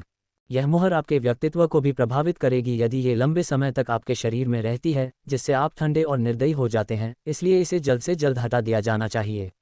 मेरे पीछे आओ। युन शान बहुत चिंतित लग रही थी, इसलिए स्वाभाविक रूप से जियाओ मिंग कोई समय बर्बाद नहीं करना चाहती थी। जाने से पहले जियाओ मिंग ने जियाओ यीजियान से बात की। जियान, आप पहले कुछ समय के लिए संप्रदाय के नेता युन के साथ जा सकती हैं, यह कोई बड़ी बात नहीं है, इसलिए हम जल्द ही चले जाएंगे। ये कहने के बाद वह युन शान को गुप्त कमरे में ले गई। युन दोनों को जाते हुए देखकर चिंतित महसूस करने से खुद को रोक नहीं पाई। जियाओ यीजियान ने उसकी निगाहों को देखा और बोली, उसकी आवाज़ कोमल और आश्वस्त करने वाली थी। आपको बहुत ज़्यादा चिंता करने की ज़रूरत नहीं है, क्योंकि जियाओ मिंग ने कहा है कि यह कोई बड़ी बात नहीं है, तो यह कोई बड़ी बात नहीं है। ये शब्द सुनकर युन ने मुड़कर जियाओ यीजियान को कुछ आश्चर्य से देखा। उसे उम्मीद नहीं थी कि जियाओ यीजियान उससे बातचीत शुरू करेगी। ऐसा नहीं था कि युन ने पहले उससे बातचीत शुरू करने के बारे में नहीं सोचा था, लेकिन उसकी आभा थोड़ी अस्थिर होने के कारण जियाओ यीजियान अपनी आभा को बाहर आने देने से खुद को नहीं रोक पाई, जिससे उसकी उपस्थिति का एहसास बेहद मजबूत हो गया। उसकी हर हरकत लोगों के दिलों को छू जाती थी, जैसे कोई परी सांसारिक दुनिया में गिर गई हो, जिससे युन अनजाने में और अधिक संकोची हो जाती थी। युन ने यह भी अनुमान लगाया कि जियाओ यीजियान ने अभी अभी सफलता प्राप्त की है और वह ठंडी हवा में सांस लेने से खुद को रोक नहीं पाए। उसे विश्वास नहीं हो रहा था कि मैजिक बीस्ट माउंटेन रेंज में जिस लड़की से वह मिली थी, वह जियाओ मिंग से भी अधिक प्रतिभाशाली थी। जियाओ यी जियान ने यून यून की प्रतिक्रिया को देखा, लेकिन वह अप्रभावित रही। वह जानती थी कि दूसरा पक्ष क्या सोच रहा था और उसने कुछ भी कहने की जहमत नहीं उठाई। दुखद विष शरीर का मामला बाहरी लोगों को नहीं बताया जा सकता था। वैसे भी जियाओ यी जियान के दृष्टिकोण से अगर जियाओ मिंग न होता तो वह आज वह नहीं होती जो वह है। उसे उसके लिए गहरा स्नेह महसूस हुआ। उसके दिल में जियाओ मिंग उसकी दुनिया थी, साथ ही वह व्यक्ति जिसकी वह सबसे अधिक प्रशंसा करती थी। जियाओ मिंग, जिसके पास कोई विशेष शारीरिक बनावट या मजबूत पृष्ठभूमि नहीं थी, वह व्यक्ति था जिसकी अपनी वर्तमान ताकत हासिल करने के लिए प्रशंसा की जानी चाहिए। भले ही भविष्य में उसे जियाओ मिंग से अधिक मजबूत कौशल वाले व्यक्तियों का सामना करना पड़े, लेकिन वह कभी अपना विचार नहीं बदलेगी। गुप्त कमरे से एक हल्की दयनीय चीख आई। हालांकि आवाज़ बहुत छोटी थी, लेकिन वे दोनों कमज़ोर नहीं थे, इसलिए उन्होंने इसे बहुत स्पष्ट रूप से सुना। यून यून का चेहरा बदल गया। यह आवाज़ बहुत विकृत हो गई थी, लेकिन वह अभी भी इसे अपने गुरु की आवाज़ के रूप में पहचान सकती थी। वह जानती थी कि कमरा ध्वनिरोधी था, इसलिए अगर वह बाहर से आवाज़ सुन सकती थी तो वह कल्पना कर सकती थी कि युनशान अंदर कितनी दिल दहला देने वाली चीखें मार रहा था। अंदर से वह बहुत चिंतित थी, लेकिन यून यून धैर्य रखना चाहती थी और उसने जियाओ मिंग पर भरोसा करने का फैसला किया। कुछ क्षण बाद आवाज़ गायब हो गई और पत्थर का दरवाज़ा धीरे धीरे खुला। जियाओ मिंग पसीने से लथपथ युनशान के साथ बाहर चली गई। सील टूट गई है। 1 या 2 साल आराम करने और कुछ जड़ी बूटियां खोजने से जो आत्मा को बहाल कर सकती हैं, वह पूरी तरह से ठीक हो जाएगा। अध्याय 257 सांप लोगों की जनजाति का आह्वान।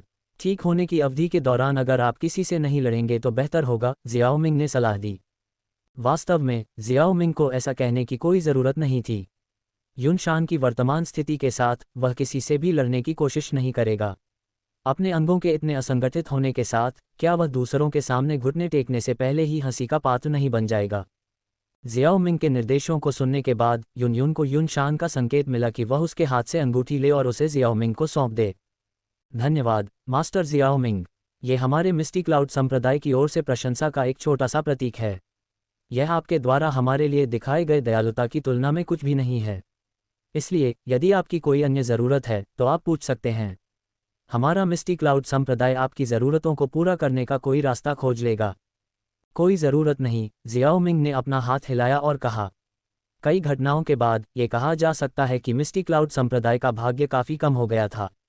आजकल मिस्टी क्लाउड संप्रदाय उसकी ज़्यादा मदद नहीं कर सकता था। अगर वास्तव में कुछ था तो वह केवल जियाओ परिवार की देखभाल करना था। लेकिन ये कुछ ऐसा था जो मिस्टी क्लाउड संप्रदाय जियाओ मिंग के उल्लेख के बिना अपने आप कर सकता था। ...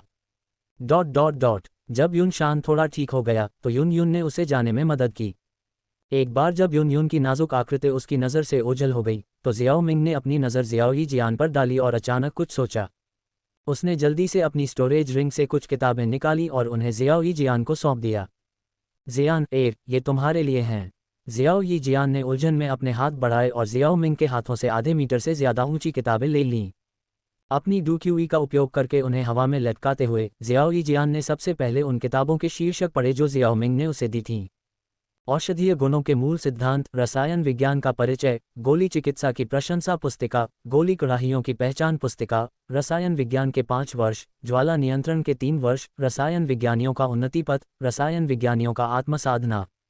इन कीमिया पुस्तकों को देखते हुए जियाओ यी जियान ने लापरवाही से उन्हें पलटा और कुछ परिचित एनोटेशन भी देखे, जिससे उसकी आंखों में आश्चर्य की झलक दिखी। जियाओ मिंग, तुम्हारा क्या मतलब है? क्या तुम चाहती हो कि मैं गोलियां परिष्कृत करना सीखूं? भले ही मैं कीमियागर बनना चाहूं, मैं पहले से ही एक जहर मास्टर हूं और गोलियां बिल्कुल भी परिष्कृत नहीं कर सकता, और मेरी डूक्यूई विशेषता भी आवश्यकताओं को पूरा नहीं करती है। जियाओ यी जियान ने झिझकते हुए कहा। जियान, मैं चाहता हूं कि तुम कीमिया सीखो। क्या यही वह नहीं है जिसका तुम इतने समय से सपना देख रही हो? जहां तक डूक्यूई विशेषता का सवाल है, इसे हल किया जा सकता है, जियाओ मिंग ने रहस्यमय तरीके से कहा। इसे कैसे हल किया जा सकता है? जियाओ यी जियान, जो जियाओ मिंग पर बहुत भरोसा करती थी, उसकी आंखों में उम्मीद की एक झलक दिखी। ठीक है, जियाओ मिंग ने उसे कुछ नहीं बताते हुए अपना सिर हिलाया। समय आने पर आपको पता चल जाएगा, और अगर यह काम नहीं भी करता है तो आप इसे अकादमी में रहते हुए जो कुछ भी सीखा है उसके बारे में अधिक संपूर्ण ज्ञान के रूप में ले सकते हैं। एक जहर मास्टर और डॉक्टर के रूप में इन चीज़ों को देखना आपके लिए बुरा नहीं है। ये किताबें मुझे मेरे गुरु ने दी थीं। मैंने प्रत्येक पुस्तक पर बहुत सारी टिप्पणियां और अंतर्दृष्टियां लिखी हैं। उन्हें तुम्हें देना ज्ञान को आगे बढ़ाने का एक तरीका माना जा सकता है। जियो मिंग ने ठहाका लगाया। जियो मिंग की मौजूदा स्थिति के अनुसार अगर इन चीज़ों को नीलाम किया जाए तो ये बहुत महंगी कीमत पर बिकेंगी और प्रतिभाशाली कीमियागर इनकी ओर आकर्षित होंगे। डूक्यूई महाद्वीप पर ज्ञान का एक अधिकार था, इसलिए कीमियागर ऐसे एनोटेशन के लिए अत्यधिक राशि का भुगतान करने में संकोच नहीं करेंगे। जियो ही जियान की आंखें चमक उठीं जब उसने जियो मिंग की बातें सुनी। उसने अपने होंठ काटे, अपनी उत्तेजना को नियंत्रित करने की कोशिश की और उसके चेहरे पर एक बड़ी मुस्कान आ गई। उसे इस बात से कोई आपत्ति नहीं थी कि उसने इसे हल करने की विधि नहीं बताई। मम्मा, मैं आपकी बात सुनूंगा और इन पुस्तकों को पढ़ूंगा। दोपहर में जियो मिंग स्पिरिट नरिशमेंट पाउडर का अध्ययन करते हुए हॉल में मिस्टी क्लाउड सेक्ट की क्लाउड टी का आनंद ले रहा था।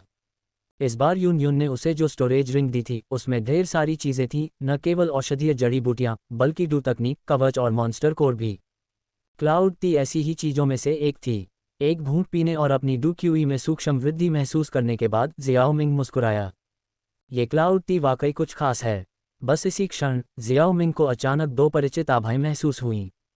इससे वह थोड़ा भौचक्का हो गया क्योंकि जियान की आभा के अलावा उसने मेडुसा की विशिष्ट आभा को भी महसूस किया। हालांकि दोनों उसके निवास के बाहर थे, इसलिए जियाओ मिंग ने केवल भौहें से कुढ़ीं लेकिन कुछ नहीं कहा।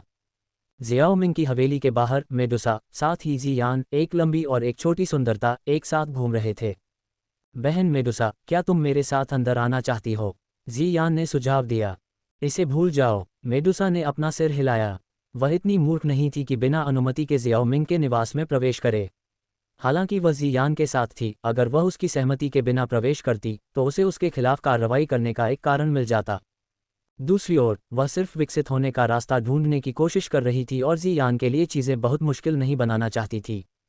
सच कहूं तो वह कई दिनों से सैकड़ों मील के दायरे में जियाओयान की तलाश कर रही थी, लेकिन उसे अभी भी उसका कोई सुराग नहीं मिला था। अगर वह उसे पा लेती तो उसे जियाओ मिंग से इतनी बेशर्मी से भीख क्यों मांगनी पड़ती? आह भरते हुए मेडुसा कुछ और कहना चाहती थी, लेकिन इससे पहले कि वह कुछ बोल पाती उसकी खूबसूरत आंखें अचानक गुस्से में खुल गईं। इस समय उसके चिकने माथे पर 7 रंगों का सांप का तराजू दिखाई दिया जो लगातार एक हल्के रंग की रोशनी उत्सर्जित कर रहा था। माथे पर तराजू को धीरे से छूते हुए मेडुसा की सांसें कुछ अनियमित हो गईं।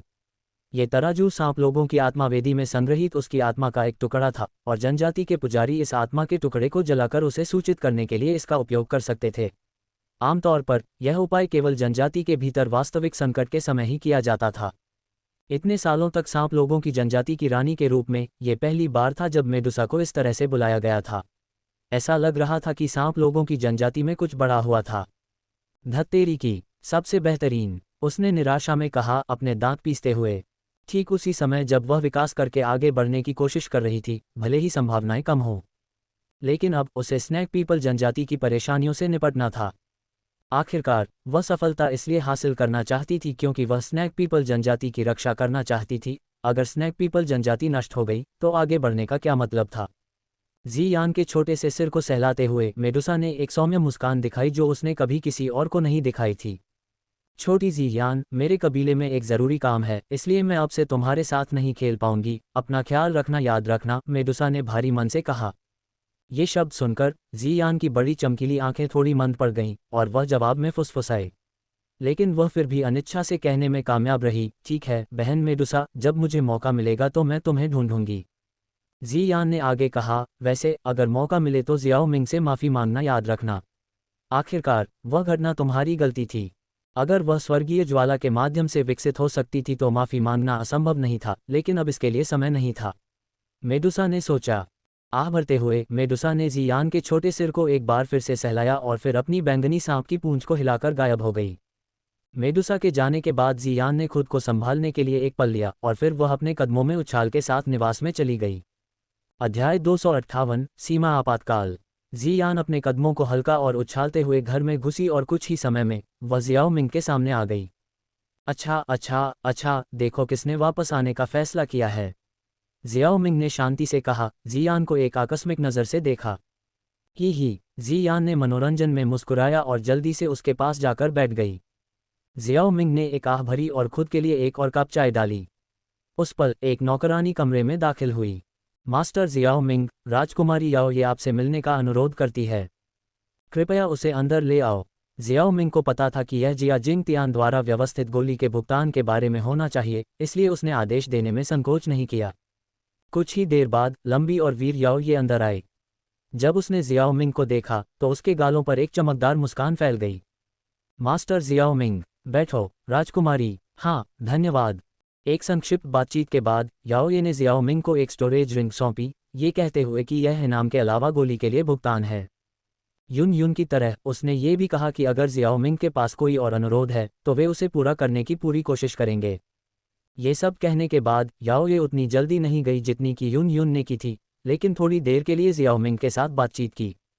याओ ये की बढ़ती भावुक निगाहों को महसूस करते हुए जियाओ मिंग ने आखिरकार उसे छोड़ने का बहाना ढूंढ लिया। जाने से पहले याओ ये को लगा कि जियाओ मिंग को जियामा साम्राज्य में लंबे समय तक नहीं रहना चाहिए, इसलिए उसने उससे पूछा कि वह साम्राज्य कब छोड़ेगा। जियाओ मिंग ने जवाब दिया कि वह जियाओ परिवार से मिलने के लिए कुछ दिनों में शाही राजधानी छोड़ देगा, जिसके बाद वह जियामा साम्राज्य छोड़ देगा। हालांकि सच में जियाओ मिंग का इतनी जल्दी जाने का कोई इरादा नहीं था। उसका उद्देश्य साम्राज्य की सीमा पर यथाशीघ्र संघर्ष को भड़काना था। यदि वह खुलेआम शाही राजधानी में रहता तो सीमा संघर्ष होने में बहुत समय लग सकता था। यह नहीं भूलना चाहिए कि जियाओ मिंग की प्रतिष्ठा अब बहुत बड़ी हो गई थी। इन दिनों शाही राजधानी में सभी लोग इस बात पर चर्चा करते हुए पागल हो रहे थे कि कैसे जियाओ मिंग ने मिस्टी क्लाउड माउंटेन पर दो पूर्वजों से अकेले ही लड़ाई लड़ी। और अगर उसने यह नहीं कहा कि वह जियामा साम्राज्य छोड़ रहा है तो उसे संदेह था कि वे लोग आक्रमण करने की हिम्मत नहीं करेंगे और इसके बजाय हमला करने से पहले उसके जाने का इंतजार करेंगे। अगर दुश्मन ने जियामा साम्राज्य पर आक्रमण न करने का फैसला किया तो जियाओ मिंग के पास उनके खिलाफ हमला करने का कोई वैध कारण नहीं होगा। वह दूसरे पक्ष के साथ धैर्य के खेल में शामिल नहीं होना चाहता था, इसलिए ये भ्रम पैदा करना बेहतर था। ये कहना ही होगा कि जियाओ मिंग कभी कभी काफ़ी चालाक था। कुछ दिनों बाद जियाओ मिंग ने जियामा पवित्र शहर को काफ़ी स्पष्ट तरीके से छोड़ दिया। जियान और जियाओ जियान को अपने साथ ले गया। कई लोगों ने यह देखा और मान लिया कि जियाओ मिंग जियामा साम्राज्य छोड़ रहा है, क्योंकि वह आमतौर पर लंबे समय तक नहीं रहता था। हालांकि अधिकांश लोगों की उम्मीदों के विपरीत जियाओ मिंग वास्तव में जियाओ परिवार में वापस आ गया।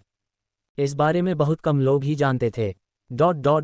विशाल और अंतहीन मैदानों पर दो ऊंची पर्वत श्रृंखलाएं थीं, जिनकी चोटियां आसमान को चीरती थीं। ऐसे ऊंचे पहाड़ों पर चढ़ना एक असाधारण उपलब्धि थी जिसे केवल कुछ ही लोग हासिल कर पाते थे। एक विशाल किला जो प्रागैतिहासिक जानवर जैसा दिखता था, इन दो पर्वत श्रृंखलाओं के बीच की खाई में पहरा दे रहा था, जो जियामा साम्राज्य में आने जाने वाली मुख्य सड़क की रक्षा कर रहा था। ये किला, जिसे ब्लैक माउंटेन फोर्ट्रेस के नाम से जाना जाता है, जियामा साम्राज्य की उत्तर पूर्वी सीमा पर स्थित था और 500 किलोमीटर के दायरे में सबसे भव्य किला था। ये सैकड़ों वर्षों से खड़ा था और कई लड़ाइयों से बच गया था, जिससे इसके दुर्जय बाहरी हिस्से पर कुछ निशान रह गए थे। हालांकि जैसे जैसे समय बीतता गया, किले ने एक बार फिर नए चुनौती देने वालों का स्वागत किया। शहर की दीवारों पर हर जगह घनी सेनाएं दिखाई दे रही थीं और अनगिनत भारी बैलिस्टा दिखाई दे रहे थे। एक व्यक्ति की जांघ जितनी मोटी स्टील की तीरें पहले से ही भरी हुई थीं और किसी भी क्षण अपनी अद्भुत शक्ति को प्रकट करने के लिए तैयार थीं। अनेक सेनाओं की सुरक्षा के तहत ये रक्षा पंक्ति चट्टान की तरह ठोस थी। कुछ डुकिंग विशेषज्ञ प्राचीर के ऊपर खड़े होकर दूर तक देख रहे थे। वहां एक घनी सेना एक काले बादल की तरह फैली हुई थी, जो अंतहीन लग रही थी। उन सेनाओं के बीच उठाए गए विशाल झंडों से यह स्पष्ट था कि वे 3 साम्राज्यों से संबंधित थे: चुयून साम्राज्य, मुलान साम्राज्य और लुओयान साम्राज्य। क्या हो रहा है? क्या चुयून साम्राज्य इन दिनों स्नैक पीपल जनजाति से नहीं लड़ रहा है? उन्होंने हमारा सामना करने के लिए इतनी सारी सेनाएं कैसे इकट्ठी कर ली हैं? एक मध्यम आयु वर्ग के व्यक्ति ने जनरल के कवच पहने हुए चिढ़कर कहा। ताज़ा खबर में कहा गया है कि सांप लोग जनजाति को दूसरे पक्ष ने हरा दिया है और ऐसा लगता है कि उनके पास एक पूर्वज शक्ति है और सम्राट विशेषज्ञों की संख्या भी काफ़ी अधिक है। किसी ने बदसूरत चेहरे के साथ कहा। भले ही यह चुयू साम्राज्य हो, लेकिन मुलान साम्राज्य और लुओयान साम्राज्य उनके साथ कैसे जुड़ गए? हालांकि लुओयान साम्राज्य और मुलान साम्राज्य का जियामा साम्राज्य के साथ क्षेत्रीय संपर्क था, लेकिन उनके बीच संपर्क अधिक था। जियामा साम्राज्य का चुयू साम्राज्य के साथ अधिक क्षेत्रीय संपर्क था और तार्किक रूप से उन्हें एक दूसरे से नफरत करनी चाहिए। ऐसा कैसे हुआ कि वे अब जियामा साम्राज्य के खिलाफ चुयू साम्राज्य में शामिल हो गए? इसने वास्तव में उन्हें हैरान कर दिया। वास्तव में ये बिल्कुल भी हैरान करने वाला नहीं था। जियामा साम्राज्य हमेशा से 4 साम्राज्यों में सबसे कमजोर अस्तित्व रहा था और अन्य साम्राज्य लंबे समय से इस पर नजर रखे हुए थे। इस बार तीनों साम्राज्यों ने एक साथ जियामा साम्राज्य पर हमला किया, जिसका एकमात्र उद्देश्य इस कमजोर साम्राज्य के क्षेत्र को विभाजित करना था। जहां तक चुयून साम्राज्य द्वारा पहले स्नैक पीपल जनजाति के क्षेत्र पर हमला करने का सवाल है, तो इसके पीछे कोई और कारण नहीं था सिवाय इसके कि उनके बीच लंबे समय से दुश्मनी थी। ठीक है, चलो जल्दी से शाही परिवार को यहाँ की स्थिति के बारे में सूचित करते हैं और उन्हें सुदृढ़ीकरण भेजने के लिए कहते हैं। अन्यथा हम लंबे समय तक टिक नहीं पाएंगे, उनमें से एक ने कहा। हम बस इतना ही कर सकते हैं, दूसरे ने उत्तर दिया। और इसलिए सूचना जल्दी से जियामा पवित्र शहर को भेज दी गई। ... शाही महल में याओये ने अपने हाथ में जानकारी पलटी और उसका चेहरा असामान्य रूप से बदसूरत हो गया। 3 साम्राज्यों का उन पर हमला करने के लिए सेना में शामिल होना हमेशा बेहद बुरी खबर थी, चाहे ये कब हुआ हो। अब यह उल्लेख करना जरूरी नहीं है कि कुछ दिनों पहले मिस्टी क्लाउड संप्रदाय में हुई घटनाओं के कारण जियामा साम्राज्य ने कई शक्तिशाली लोगों को खो दिया था, जिसके कारण मिस्टी क्लाउड संप्रदाय लगभग नष्ट हो गया था और डू पूर्वज की शक्ति, युनशान की ताकत बहुत कमजोर हो गई थी। उसके परदादा भी डू पूर्वज तक पहुंचने की कोशिश में एकांत में चले गए थे। जहां तक जियाओमिंग की बात है, वह बहुत पहले ही शाही राजधानी छोड़ चुका था और उसे नहीं पता था कि वह जियामा साम्राज्य को पहले ही छोड़ चुका है या नहीं। ये कहा जा सकता है कि यह अब जियामा साम्राज्य का सबसे कमजोर दौर था। वे 3 साम्राज्य वास्तव में जानते थे कि अपना समय कैसे चुनना है। आह भरते हुए याओये ने तुरंत कुछ पत्र लिखे। फिर उसने अपने बगल में खड़ी महिला गार्ड को निर्देश दिए, किसी को भेजो जो इन पत्रों को मितिर परिवार, मिस्टी क्लाउड संप्रदाय और वुटैन शहर के जियो परिवार तक पहुंचा दे। जैसा आपका आदेश राजकुमारी। गार्ड की पीठ को देखते हुए याओये ने सोचा, मुझे आशा है कि मास्टर जियोमिंग ने अभी तक जियामा साम्राज्य नहीं छोड़ा है। ... वुटैन शहर। जियोमिंग ने इन दिनों सम्राट की स्ट्रीम पल्प के लिए गोली बनाने की विधि पूरी कर ली थी। वह मूल रूप से स्वर्गीय लपटों को फ्यूज करने की कोशिश करना चाहता था, हालांकि अंत में उसने गोली बनाने की विधि की विश्वसनीयता को सत्यापित करने का विकल्प चुना। इस समय जियोमिंग ने अपने हाथ में एक पत्र पकड़ा और उसकी आंखों में एक चमक दिखाई दी। सीमा के लिए प्रस्थान करने का समय आ गया है। अध्याय 259, सड़क पर यूमेई से मिलना। जियो परिवार को छोड़ने से पहले जियोमिंग ने एमेथिस्ट विंगलान किंग की तलाश की और पूछा कि क्या वह उसके साथ जाना चाहता है। जियोमिंग ने इसके लिए एक बॉडी ट्रांसफॉर्मेशन पिल को परिष्कृत करने का वादा किया था, जिसे वह अभी तक पूरा नहीं कर पाया था।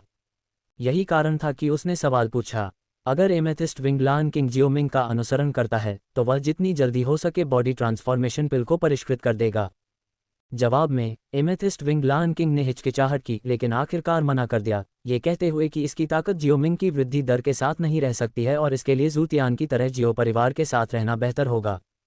चूंकि एमेथिस्ट के विंगलान किंग ने खुद के लिए चुना था, इसलिए जियोमिंग ने कुछ और नहीं कहा और जियो यीजियान और जीयान के साथ चुपचाप जियो परिवार को छोड़ने से पहले इसके लिए एक बॉडी ट्रांसफॉर्मेशन ग्रास छोड़ दिया। जियाओ कबीला उत्तर पूर्वी प्रांत में स्थित था, इसलिए जियाओ कबीले से ब्लैक माउंटेन किले तक की यात्रा जियाओ मिंग के समूह के लिए बहुत लंबी नहीं होगी। तीनों आकृतियां आसमान में शूटिंग स्टार की तरह चमकती हुई दिखाई दी और पलक झपकते ही क्षितिज के किनारे पर गायब हो गईं, और अगर कोई कभी कभार अपनी आंखें आसमान की ओर भी उठाता तो उसे सिर्फ टिमटिमाती हुई रोशनी दिखाई देती। ऊपर से उड़ते हुए जियाओ मिंग और उसके साथियों ने कई लोगों को सीमा से उत्तर पूर्वी प्रांत की ओर भागते देखा। ऐसा लग रहा था कि जियामा साम्राज्य की स्थिति के बारे में कई लोग निराशावादी थे, क्योंकि 3 महान साम्राज्य इतने शक्तिशाली थे कि उनका विरोध करना उनके लिए मुश्किल था। जियामा साम्राज्य के कमजोर होने और उसके सबसे शक्तिशाली विशेषज्ञ जियाओमिंग के चले जाने की अफवाहों के साथ तीनों साम्राज्यों के जियामा साम्राज्य पर आक्रमण का समय त्रुटिहीन था, जिससे लोग शक्तिहीन महसूस कर रहे थे। ... असीम और विरल आबादी वाले मैदान पर अचानक आसमान में हवा के टूटने की एक हल्की आवाज सुनाई दी। अचानक 3 प्रकाश की किरणें चमकीं और नीचे की ओर झपटी। जैसे ही किरणें दिखाई दी, वे अचानक रुक गईं और आसमान में 2 लंबी आकृतियां और एक छोटी आकृति दिखाई देने लगीं। क्या हुआ? जीयान ने उलझन में पूछा, क्योंकि उसने देखा कि जियाओ मिंग अचानक रुक गया। वे अभी कुछ देर पहले आराम से उड़ रहे थे, तो वे क्यों रुक गए? ऐसा लगता है कि मैं किसी परिचित से टकरा गया हूँ। जियाओ मिंग ने मैदान के पूर्व की ओर देखते हुए थोड़ा मुस्कुराया। एक पल में उसकी आत्मा की अनुभूति उसके माथे से ज्वार की लहर की तरह फैल गई और दूरी में स्थिति को जल्दी से समझ लिया। कोई परिचित? जियाओ यीजियान की आंखों में जिज्ञासा का संकेत दिखा। वह स्नैक पीपल जनजाति की सदस्य है। आपको बाद में पता चलेगा कि वह कौन है, जियोमिंग ने उत्तर दिया। उसने पहले ही स्पष्ट रूप से देख लिया था कि दूरी में आ रही आकृति स्नैक पीपल जनजाति के डुकिंग पावर हाउस थी। जियोमिंग ने पहले भी स्नैक पीपल जनजाति के कई सदस्यों का सामना किया था, लेकिन उनमें से कुछ ही ऐसे थे जिनसे वह परिचित था। ... इस समय यूमेई काफी चिंतित थी। अतीत में उसने कभी नहीं सोचा था कि एक दिन वह हताश होकर जियामा साम्राज्य के क्षेत्र में भाग जाएगी। उसकी वर्तमान स्थिति का कारण स्वाभाविक रूप से स्नैक पीपल जनजाति की गंभीर स्थिति के कारण था। ये ध्यान दिया जाना चाहिए कि चुयून साम्राज्य द्वारा हमला किया गया पहला लक्ष्य जियामा साम्राज्य नहीं था, बल्कि स्नैक पीपल जनजाति थी। जनजाति की वर्तमान स्थिति अच्छी नहीं थी, जिसमें विनाशकारी नुकसान हुआ था। विरोधियों की शक्तियों से निपटने के लिए 4 बुजुर्ग जो एकांत में थे, सभी एक गुप्त तकनीक का उपयोग करके गंभीर रूप से घायल हो गए थे। रानी मेडुसा मौत के कगार पर थी और गंजा ग्रैंड कमांडर मिस्टी क्लाउड संप्रदाय में मारा गया था। ये कहा जा सकता है कि स्नैक पीपल जनजाति के डू सम्राट क्षेत्र में युद्ध शक्ति अब मूल रूप से अस्तित्वहीन थी। लानत है चूयू साम्राज्य पर, हम जल्द या बाद में अपना बदला लेंगे, यूमेई ने सोचा, क्योंकि उसने अपने पंख तेजी से फड़फड़ाए, जितनी जल्दी हो सके ब्लैक माउंटेन किले तक पहुंचने का दृढ़ संकल्प किया। वह जियामा साम्राज्य के साथ गठबंधन के लिए बातचीत करने के लिए ब्लैक माउंटेन किले की ओर जा रही थी। यूमेई को अस्वीकार किए जाने का डर नहीं था, और हालांकि स्नैक पीपल जनजाति अच्छी स्थिति में नहीं थी, जियामा साम्राज्य और भी बदतर था। केवल तभी जब दोनों पक्ष एकजुट होंगे, बचने का मौका होगा। जब तक मनुष्य उपचार की गोलियां प्रदान करते रहेंगे, उनके शीर्ष डू सम्राट बुजुर्ग अपनी चोटों से जल्दी ठीक हो सकते हैं और स्थिति उतनी निष्क्रिय नहीं रहेगी जितनी अब है। यदि केवल जियामा साम्राज्य के number 1 power house Xiao Ming नहीं गए होते तो महारानी को बचाया जा सकता था। महारानी द्वारा गुप्त तरीके से मुश्किल से झेली जा रही चोटों के बारे में सोचते हुए यूमेई को अपने दिल में थोड़ा भारीपन महसूस हुआ। अपना सिर हिलाते हुए और अपने मिश्रित विचारों को मन से निकालते हुए यूमेई ने सोचा कि ब्लैक माउंटेन किले में पहुंचने के बाद क्या कहना है। हालांकि उसने अपनी ओर बढ़ रही 3 शक्तिशाली आभाओं पर ध्यान नहीं दिया। जब तक उसने ध्यान दिया तब तक दोनों पक्ष बहुत करीब थे और नंगी आंखों से वह पहले से ही दूसरे पक्ष की आकृतियां देख सकती थी। जब उसने 3 आकृतियों को देखा तो यूमेई एक पल के लिए झिझकी और फिर उनकी ओर उड़ते हुए उनके सामने रुक गई। ... यूमेई के मनमोहक और आकर्षक व्यक्तित्व को देखकर जियाओ मिंग ने थोड़ा मुस्कुराया और पूछा, कमांडर यूमेई, क्या संयोग है, क्या आप ब्लैक माउंटेन किले की ओर जा रहे हैं? उसकी आवाज़ सुनकर और उसके सुंदर चेहरे को पहचानकर, जो कि स्नैकमेन के बदसूरत चेहरों से अलग था, यूमेई की खूबसूरत आंखें आश्चर्य से चौड़ी हो गईं। जियाओ मिंग, आपने जियामा साम्राज्य नहीं छोड़ा है, उसने कहा। जियाओ मिंग ने अपना सिर हिलाया। आपने अभी भी मेरे सवाल का जवाब नहीं दिया है। हाँ, मैं गठबंधन की तलाश में ब्लैक माउंटेन किले की ओर जा रही हूँ, यूमेई ने जवाब दिया। फिर उसकी आंखों में सुखद आश्चर्य की झलक दिखाई दी। वह जियाओ मिंग के बारे में सोच रही थी और वह अचानक उसके सामने आ गया। शायद उसकी रानी के मामले में अभी भी कुछ उम्मीद थी। अपने दांत पीसते हुए यूमेई ने अपना मन बनाया और कहा, कृपया, मैं मास्टर जियाओ मिंग से हमारे सांप लोगों के कबीले की मदद करने के लिए कहती हूँ। हम आपको इसके लिए भुगतान करेंगे। अपने सांप लोगों की जनजाति की मदद करो। जियाओ मिंग की भौहें उसके शब्दों पर सिकुड़ गईं, फिर शांत हो गईं। क्या ये चूयू साम्राज्य के मामले की वजह से है? क्या आपकी रानी मेडुसा वापस सांप लोगों की जनजाति में नहीं है? अपने डू सम्राट बुजुर्गों के साथ भले ही आप दूसरे पक्ष को हरा न सकें, कुछ समय के लिए बचाव करना कोई समस्या नहीं होनी चाहिए। और मेरे यहाँ होने से चूयू साम्राज्य लंबे समय तक परेशानी पैदा नहीं करेगा। जियाओ मिंग को यूमेई के बारे में बुरा प्रभाव नहीं पड़ा, इसलिए उसने कुछ और शब्द कहे। स्थिति वैसी नहीं है जैसा आपने कहा। हमारे सांप लोगों की जनजाति को बहुत नुकसान हुआ है। हमारे डू सम्राट की युद्ध शक्ति व्यावहारिक रूप से गायब हो गई है। महारानी, मैं आपसे यही कहना चाहती हूँ कि महारानी, साथ ही बड़ों को ठीक करने में मदद करें। यूमेई ने कहा। उसका चेहरा बदसूरत हो गया क्योंकि वह सांप लोगों की जनजाति की वर्तमान स्थिति के बारे में सोच रही थी। मेडुसा के बारे में यूमेई की खबर सुनकर जियान की पहले से शांत अभिव्यक्ति घबरा गई और वह जल्दी से यूमेई के पास गई और उत्सुकता से पूछा, बहन मेडुसा को क्या हुआ? जियान की प्रतिक्रिया से यूमेई उलझन में थी। स्थिति क्या थी? ये लड़की इतनी चिंतित क्यों थी? लेकिन यूमेई ने तुरंत प्रतिक्रिया दी और सच्चाई से उत्तर दिया, रानी गंभीर स्थिति में है और उसका जीवन एक गुप्त विधि के माध्यम से बनाए रखा जा रहा है। जियान का छोटा चेहरा उसके शब्दों को सुनकर पीला पड़ गया और फिर उसने जियाओ मिंग को दयनीय रूप से देखा। जियाओ मिंग हालांकि विचारों में खो गया था। जियाओ मिंग के रवैये को देखकर यूमेई थोड़ी घबरा गई। दरअसल सांप लोग जनजाति के लिए जियाओ मिंग की उपस्थिति आधी अच्छी और आधी बुरी थी।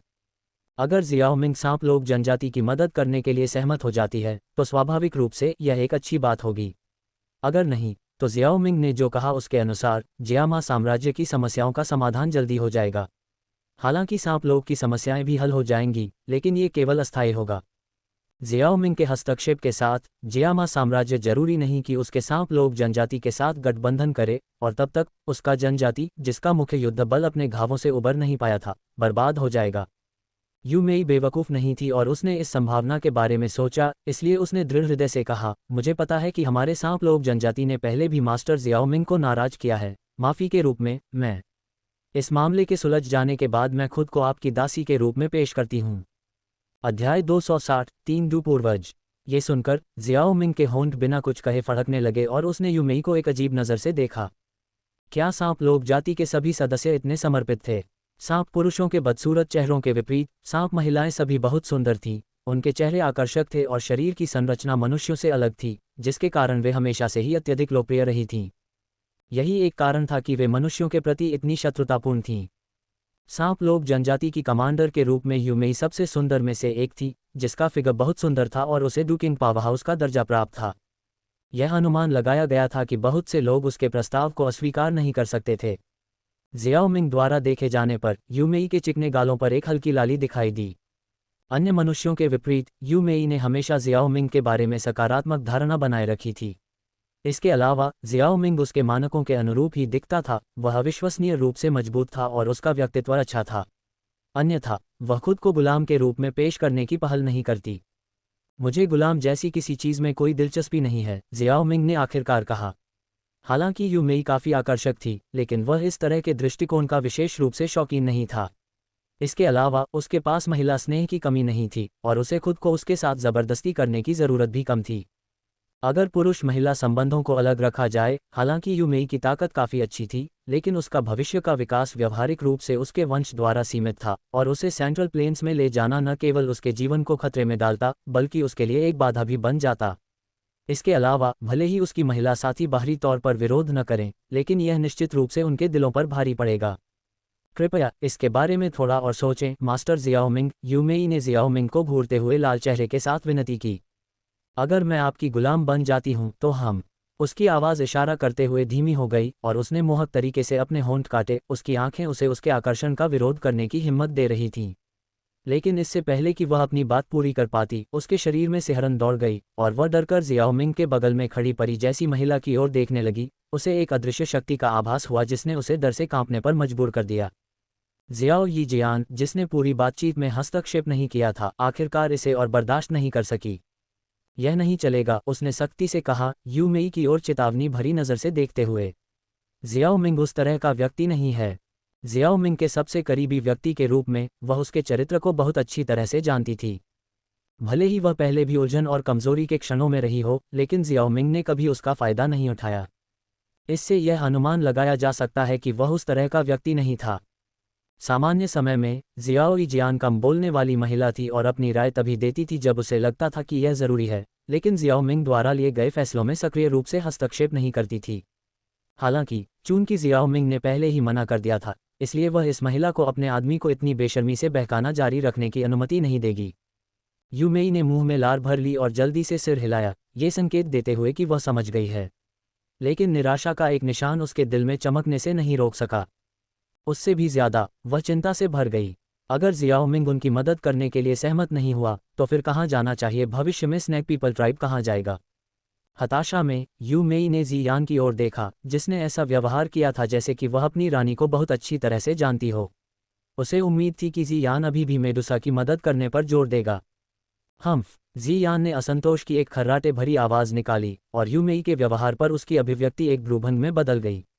लेकिन चूंकि उसकी बहन ने लोमड़ी को उसकी जगह पर रखने का काम अपने ऊपर ले लिया था, जियान ने उसे अनदेखा किया और अपनी दयनीय नज़र को वापस जियाओ मिंग की ओर मोड़ दिया। जियाओ मिंग, क्या तुम कृपया बहन मेडुसा की जांच करने जा सकती हो? प्लीज़। वो जियान ने अपनी बड़ी आंखें झपकाईं और खुद को जियाओ मिंग की बांह पर फेंक दिया, उसे हिलाते हुए और दयनीय रूप से विनती करते हुए। जियान की मनमोहक हरकतों को देखकर यूमेई मुस्कुराए बिना नहीं रह सकी। हालांकि जब उसने जियान को जियाओ मिंग से अपनी रानी की मदद करने की विनती करते देखा तो यूमेई ईर्ष्या की भावना महसूस किए बिना नहीं रह सकी। ऐसा लग रहा था कि इस छोटी सी लड़की को जियाओ मिंग का ध्यान और स्नेह मिल गया था। अंदर ही अंदर वह सोच रही थी कि क्या उसने उसके साथ कोई मौका गंवा दिया है। जियाओ मिंग ने हिचकिचाते हुए कहा। Xiao Ming. Jian Xiao Ming की बांह पर लटक गया और उसे चूमने लगा। जियाओ मिंग ने थोड़ा असहाय महसूस करते हुए आह भरी। ठीक है, मैं जाकर उसकी जांच करूंगा। जियान ने तुरंत अपनी हरकतें रोक दी और चमकती आंखों से जियाओ मिंग को घूरने लगी। मेरी तरफ ऐसे मत देखो, हालांकि मैंने स्नैक पीपल ट्राइब में जाने का वादा किया था, फिर भी मुझे पहले कुछ महत्वपूर्ण काम निपटाने हैं, जियाओ मिंग ने गंभीर स्वर में कहा। कोई बात नहीं, मास्टर जियाओ मिंग। सांप लोग थोड़ी देर और इंतजार कर सकते हैं, यूमेई ने राहत भरी सांस लेते हुए कहा कि जियाओ मिंग ने उसकी मदद के अनुरोध को पूरी तरह से ठुकराया नहीं है। जियाओ मिंग ने भौहें उठाईं।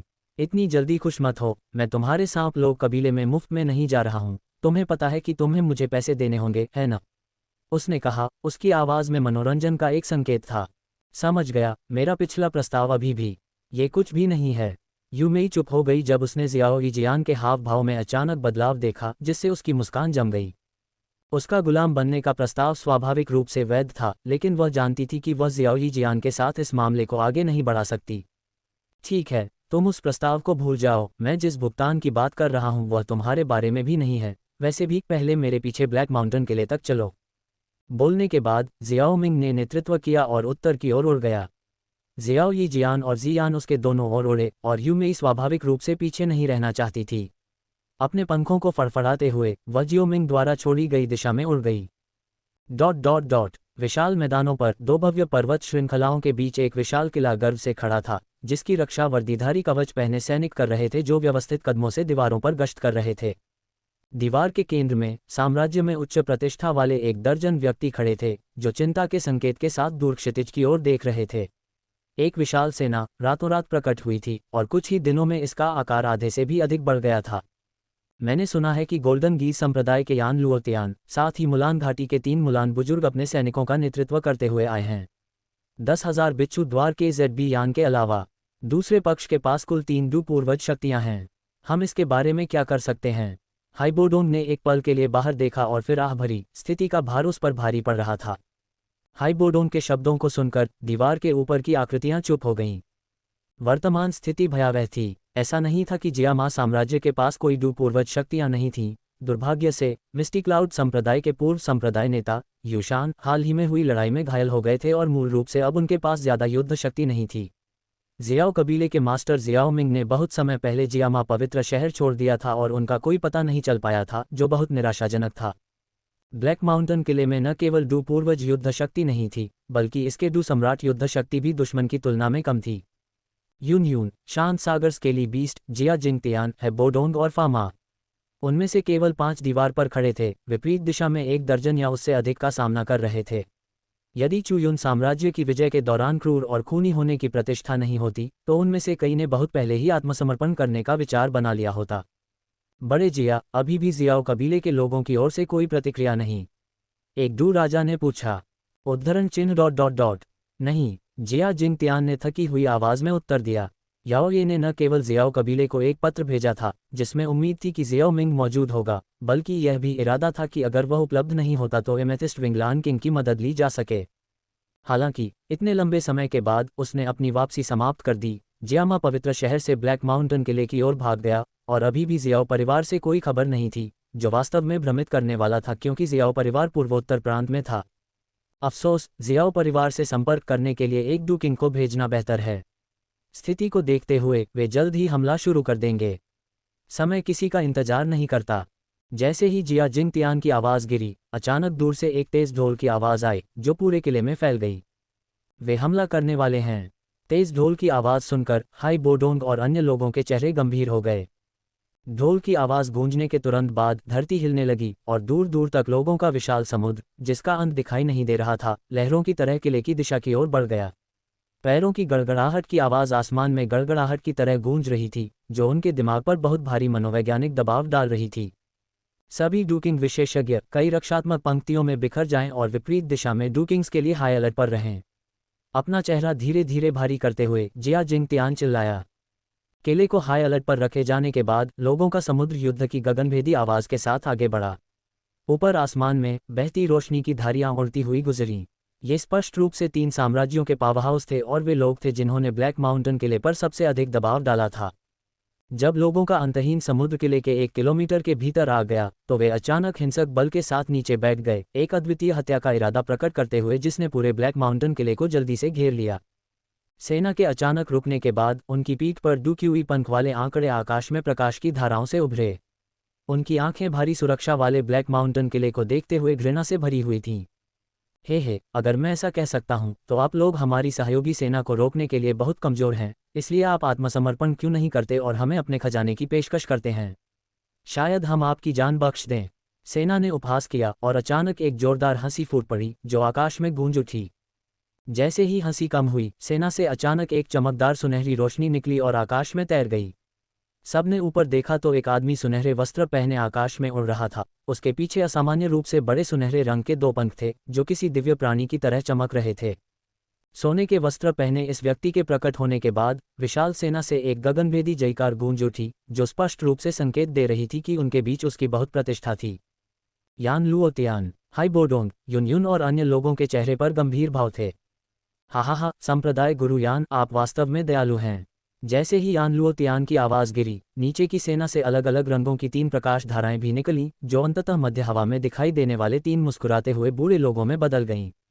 आकाश में दिखाई देने वाले 3 बूढ़े हरे रंग के वस्त्र पहने हुए थे। हालांकि उनके संबंधित वस्त्रों में एक शेर, एक बाघ और एक भालू था। ये चित्र साधारण सिलाई से बनाए गए कुछ नहीं लग रहे थे। इसके बजाय वे एक निश्चित प्रकार की रहस्यमय ऊर्जा से एकत्रित हुए प्रतीत होते थे। इसलिए जब किसी व्यक्ति की नज़र उन पर पड़ी तो 3 असामान्य रूप से क्रूर जानवर अपनी चमकदार लाल क्रूर आंखों से घूरते हुए प्रतीत हुए। अगर किसी के पास मजबूत मानसिक शक्ति नहीं होती तो हत्या के इरादे से भरी इन हिंसक निगाहों के सामने उसके पैर अनायास ही कमजोर हो जाते। इन 3 बूढ़ों को देखकर किले में मौजूद लोगों की आंखें सिकुड़ गईं। 3 मुलान बुजुर्ग, संप्रदाय के गुरु यान इस तरह के छोटे साम्राज्य से निपटने के लिए शब्दों को बर्बाद क्यों करते हैं? एक बूढ़ी आवाज ने कहा और फिर एक सफ़ेद बालों वाला बूढ़ा आदमी थोड़ा झुका हुआ पीठ के साथ रहस्यमय तरीके से हवा में प्रकट हुआ। बूढ़ा आदमी सादे कपड़े पहने हुए था और उसका चेहरा भावहीन था और उसकी धुंधली आंखें एक डरावनी चमक दे रही थीं। उसने एक काली छड़ी पकड़ी हुई थी जिस पर एक असाधारण रूप से जंगली दिखने वाला बिच्छू का सिर था। बिच्छू के सिर से एक हल्की बैंगनी चमक निकल रही थी जो लगभग अगोचर थी। बूढ़ा आदमी हवा में लटका हुआ था, उसके चारों ओर की सारी आभा पूरी तरह से समाहित थी। पहली नज़र में वह एक साधारण बूढ़े व्यक्ति की तरह लग रहा था, लेकिन उसके प्रकट होने के बाद हर किसी की निगाहें उसकी ओर विस्मय से भर गईं, जिसमें 3 मुलान बुजुर्ग और यान लुओ तियान भी शामिल थे।